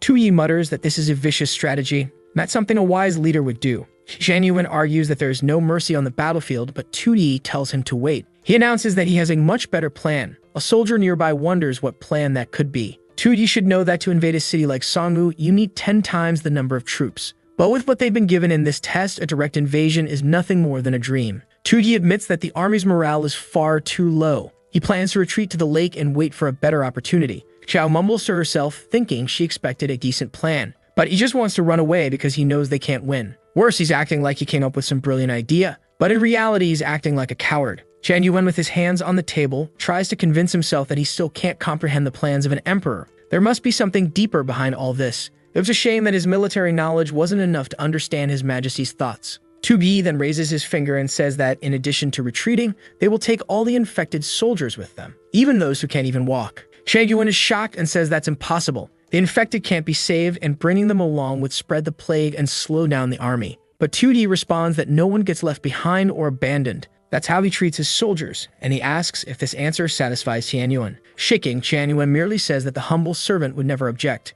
Xiao just watches in silence. The scene shifts to the city of Songgu during Test 3. An infected body is inside a sack. A catapult is prepared while soldiers stand terrified. Even unwilling to be part of this, the officer is forced to give the order to launch the bodies. From atop the wall, Songmu's army shouts for everyone to take cover. But when they look up, they see dozens of corpses flying toward them. From afar, they hear soldiers screaming to throw the bodies back out. Yet the commander of the attacking army orders them to keep firing. Bodies are continuously launched, and he's already dropped his sword. He can no longer continue. For so long, those people were his soldiers, but a hand rests on his shoulder, urging him to keep giving orders. It's Aina, who asks if he forgot what he desired most. After this war, he could return home and get married. Under her hypnosis, he agrees, saying he can do this. He steps away while she wipes her sweat, annoyed by how tiresome it is dealing with complaining soldiers. Simon praises her, saying the Sacred Maiden's power is truly impressive. He can't believe Songgu will last much longer. On the first night they launched bodies, the soldiers on the walls threw them off. But within 24 hours, they stopped, likely because the plague spread among those stationed on the wall, leaving them terrified. Aina then orders Oya to jump over the wall and open the gate from inside. Aya quickly charges and easily scales the wall. With few guards atop the wall, Aya takes out the first two with ease. Seconds later, the gate opens. The army cheers, raising their weapons, praising the Sacred Maiden's brilliance. Simon remarks that this victory is too easy, but Aina credits him as well. She raises her arms and commands the troops to advance. Eagerly, the army begins crossing the walls. Aina leaves on horseback, declaring it's time to conquer the world. However, as they enter, the city is eerily silent and empty. She wonders what's going on and why no one is in the streets. Even with the plague, it shouldn't be this quiet. There was only one reason it was this easy. Suddenly, something approaches from behind. Arrows rain down on her army. Men scream they've been ambushed and shout to retreat. Looking back, she sees Song's forces advancing. A man on horseback steps forward, saying they finally showed up. Nervously sweating, Aina asks who he is. He introduces himself as Lu Yu, a Songmu practitioner specialized in plague manipulation. The scene shifts back to Test 1. Lai Qianyuan, now wearing a mask, looks exhausted. Soldiers ask if he's alright and he assures them to keep moving the wounded. Suddenly, someone calls for Lord Lai. It's Sha, who reports something strange that must be addressed. Apparently, this plague has magical traits. They suspect the illness is being caused by someone. His expression darkens and Sha confirms it before he can speak. There's likely a plague sorcerer affecting Songmu's soldiers. Qianyuan realizes they narrowly avoided disaster. Had they invaded, they'd have walked right into a trap. In the background, Xiao listens closely. She wonders if Tu Yi had already suspected this and that's why he wanted to retreat. Back with Aina, her army is being slaughtered. Their plan never stood a chance because the plague would never spread with a sorcerer in the city. She realizes she walks straight into his trap. From his horse, Lu Yu mocks her for the foolish plan of launching bodies. Aina now understands that those corpses pose no threat, which is why the city was so quickly abandoned. Lu Yu admits she's smart and cruel, and she might have succeeded if he weren't there. Aina smirks, saying that if he dies, she still has a chance. She commands Avia to destroy him now, but Lu Yu stands firm. Aina glances back. Aya is collapsed on the ground, defeated. Before them, Lu Yu unleashes a massive green dragon aura. Aina realizes her only option is to flee. She bolts, abandoning the battlefield. Her soldiers call out for the Sacred Maiden, but it's too late. She's gone. However, upon reaching the castle exit, she finds it blocked by crowds desperately trying to escape. Immediately, she orders Oya to scale the walls. However, someone grabs Aina by the shoulder and others pull at her arms, begging to be saved. They cry that they don't want to die and plead for help. Seeing this, Aina only thinks about how annoyingly clingy they are. She uses her power, commanding them to sacrifice their lives to protect her from that emperor. But everyone responds with a firm no. Their desire was never to die for her. One soldier says his only wish was to return home and get married. She had lied to everyone and used sorcery on them. Suddenly, Aina coughs up blood. Trying to use her ability on so many people at once push her body to exhaustion. She collapses to the ground, staring up as everyone approaches to kill her, calling her a lying witch who deserves to die. The scene shifts to people wandering through a desert, crying for help and saying it hurts so much. Among them is a younger Dongshuan declaring she could save everyone. All she needed was to become stronger. Back in her army test, Dongshuan approaches a room full of infected corpses. She uses healing magic and one man feels better for a moment. But she begins to grow exhausted and soldiers beg her to stop pushing herself so hard. If she kept going, she would die. But Dongshuan insists she's fine. Then suddenly, she seems to have an idea. She stands up and says they're right. She doesn't need to continue. Soon, this will all end once and for all. The city walls ring the alarm bell, warning of an enemy cavalry attack. The soldiers panic when they see a girl surrounded by lightning approaching. It's Dongshuan, who has decided to end everything herself. Lu Yu approaches and asks if she's the mage who suppressed his plague. She introduces herself, saying her name will be remembered in this world. Lu Yu praises her, saying that using precious magic to save mere ants was impressive, but even she had been infected, making it all pointless. Dongshuan replies that it doesn't matter. In the end, defeating him will be much easier than saving people. A skeleton appears behind Lu Yu, saying she has a heart that follows a true path. At least she's a worthy opponent for him to fight seriously. Dongshuan spreads her arms and unleashes her aura, declaring this is what she came for. An explosion erupts and suddenly she opens her eyes. She says she's about to win, but then wonders what this white aura surrounding her is. Aina, beside her, asks if she finally woke up, remarking that Dongshuan must have been beaten badly to wake up so desperately. Both of them had finished the test. Dongshuan asks if Aina was eliminated that quickly. They start bumping heads, with Aina teasing that she must have been defeated by Lu Yu too. Dongshuan responds that if she hadn't been weakened by the plague, she would have won. But then she realizes that even if she had saved her strength, she wouldn't have faced Lu Yu, so there was no solution. No matter what path she chose, victory was impossible. Looking back, Dongshuan sees Tu Yi still lying down. She knows his strength isn't much greater than hers, so how is he lasting so long? Worse, he's wearing a dumb smile while sleeping. For her, this test seemed impossible, but now she's curious about what he's capable of. Meanwhile, across a vast river, Tu Yi's army approaches. Standing before the destruction, he wonders if Song's forces could be any more useless. He's deliberately dragging his infected army and the wounded, making sure the enemy sees their weakness and tries to exploit it. Once they cross the river, it will be impossible to defeat them. Looking at the mountain, he mutters that he gave them a chance to win, but they completely failed. Chan Yuan starts to realize 2D is waiting for the enemy to cross the river, so he can strike them mid-crossing and win. Maybe bringing the wounded and the plague was all part of the plan to bait the enemy.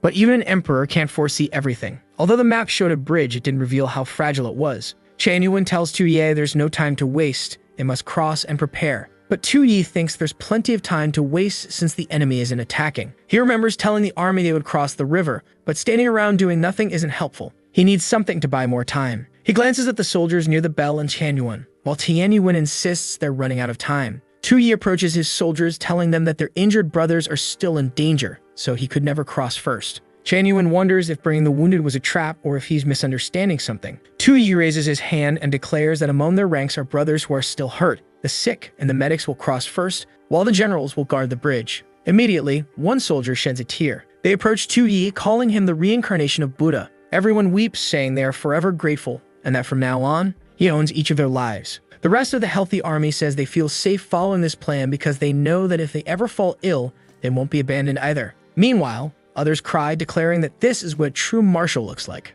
Tu Yi starts wondering why even these NPCs in this strange story are imagining things now. But with everyone crying in front of him, he has no choice but to let them think whatever they want. The soldiers begin crossing the bridge while Tu Yi watches. Then he hears footsteps behind him and turning around, sees an army approaching from the mountain. Chan Yuan trembles, saying they're out of time. He turns to Tu Yi and tells the marshal to cross the river first. But Tu Yi stands firm and says the wounded will cross before him. Chan Yuan pauses for a moment and says it's time to prove loyalty. Some men from his group approach and apologize. In that instant, Chan Yuan already knows what's coming. The soldiers grab him and shout to protect the marshal at all costs. Meanwhile, elsewhere, she asks where they are. Together with Xiao in a forest, she wonders if this ambush plan will really work. Xiao turns and says she's starting to understand Tu Yi. He's a professional when it comes to using trap techniques. This time wouldn't be any different. Xiao remarks that Xiao once fell for a plan just like this. Embarrassed, Xiao admits it's something similar. This time, Tu Yi is using the infected soldiers to lure the enemy army out of the walls. Xiao asks why they're just waiting there. Xiao explains that Tu Yi will likely choose to spring the ambush later. Their job is to wait and strike as an extra force from the outside. Once the enemy crosses through the narrow mountain pass, they will attack from behind. If the enemy rushes forward, they'll fall right into Tu Yi's ambush. In the end, the enemy will be surrounded from both sides. Xiao smiles, saying that's how they'll achieve a great victory. But suddenly, an origami bird approaches Xia. Xiao asks what's wrong. Xia reports that a cavalry unit advanced down another road a mile away, which means they set up their ambush in the wrong place. At that moment, the cavalry is already advancing. Chan Yuan realizes they're doomed, with no time left to cross the river. The soldiers form a wall in front of Tu Yi, saying they must secure the marshal's escape first. Tu Yi internally curses these NPCs, thinking they should just die already. He asks if they're ignoring his orders. He commands everyone to cross the river with him, but they remain in place. He questions if they're going to disobey a direct military command. Still, they insist, urging the marshal to go first. Tu Yi realizes there's no way out of this. He slaps his soldier's hand and says fine. Chan Yuan watches and thinks now the emperor can retreat peacefully while they hold the enemies back. But then he's shocked to see Tu Yi drawing his sword and slashing the bridge. The soldiers turn confused. Tu Yi says that at first he was making decisions to completely fail this mission. But little by little, things were changing. He knew that this army was made up of NPCs, and when he returned to reality, none of this would matter. But he was tired of using others' lives as a tool to complete a mission. Chan Yuan is stunned. Tu Yi declares that he knows these soldiers don't want to die in shame, so who among them will follow him into battle and face death with honor. The Songnu army continues advancing. Their orders were simple: exploit the enemy's retreat and crush them while their morale is low. But what they found was completely different. A spear formation full of resolve, led by Tu Yi himself. The armies clash and horses' bodies are flung through the air. The enemy charges into the spear formation and gets torn apart. Tu Yi stands still, watching the war unfold.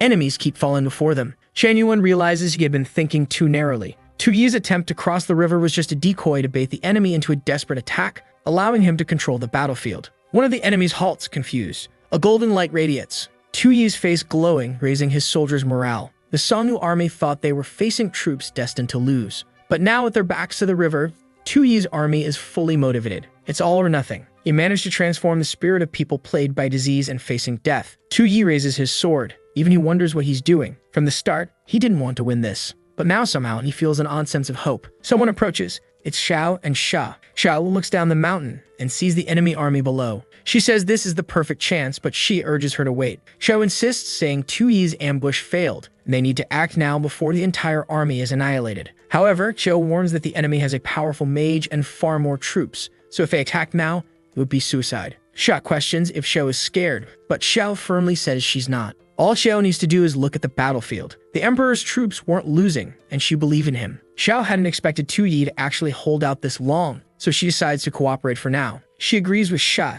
saying they will wait. The moment the mage sends his remaining troops into battle, their chance will come. The Songwu army continues to march forward, calling Tuyi's soldiers diseased ghosts and shouting for them to die. The battlefield had become a pool of blood with someone dying every second. One soldier from Songwu orders a retreat to make space for the second wave, but when they try to pull back, they run into other troops. Instead, they realize they'd already been flanked. Tuyi's cavalry shouts that even sick, they will fight to the death. They charge at the Songwu forces, promising that no one will leave alive. A Songwu officer, shocked, can't understand how these dying soldiers are so resilient. He wonders where their leader is, accusing him of hiding and using his men as cannon fodder. But Tuyi is already beside him and swiftly beheads him. He says he no longer cares about the test, victory, or defeat. He's simply going to give everything he has in this fight. At that moment, his combat power reaches 95. Raising his sword, he commands his soldiers to follow him. They charge forward, pushing everyone to advance. Meanwhile, Lu Yu, standing with his troops, begins to feel uneasy. Xiao tells Shay to prepare because their moment is approaching. On his horse, Lu Yu admits they're forcing him to deploy his last troops.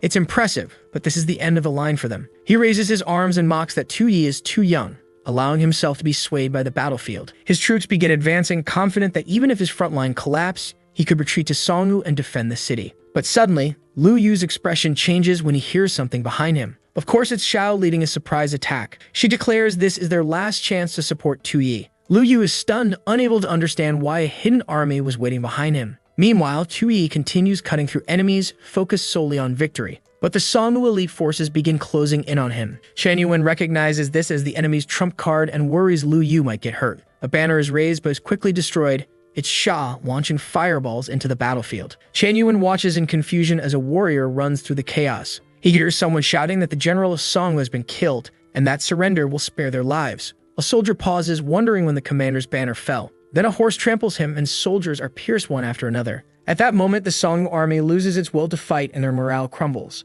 With ease, Tuyi's forces claim a triumphant victory. Amidst the bloodshed, Lu Yu insists he's not dead yet. Standing atop a mound of bodies, he declares he's still alive. But someone nearby says it doesn't matter.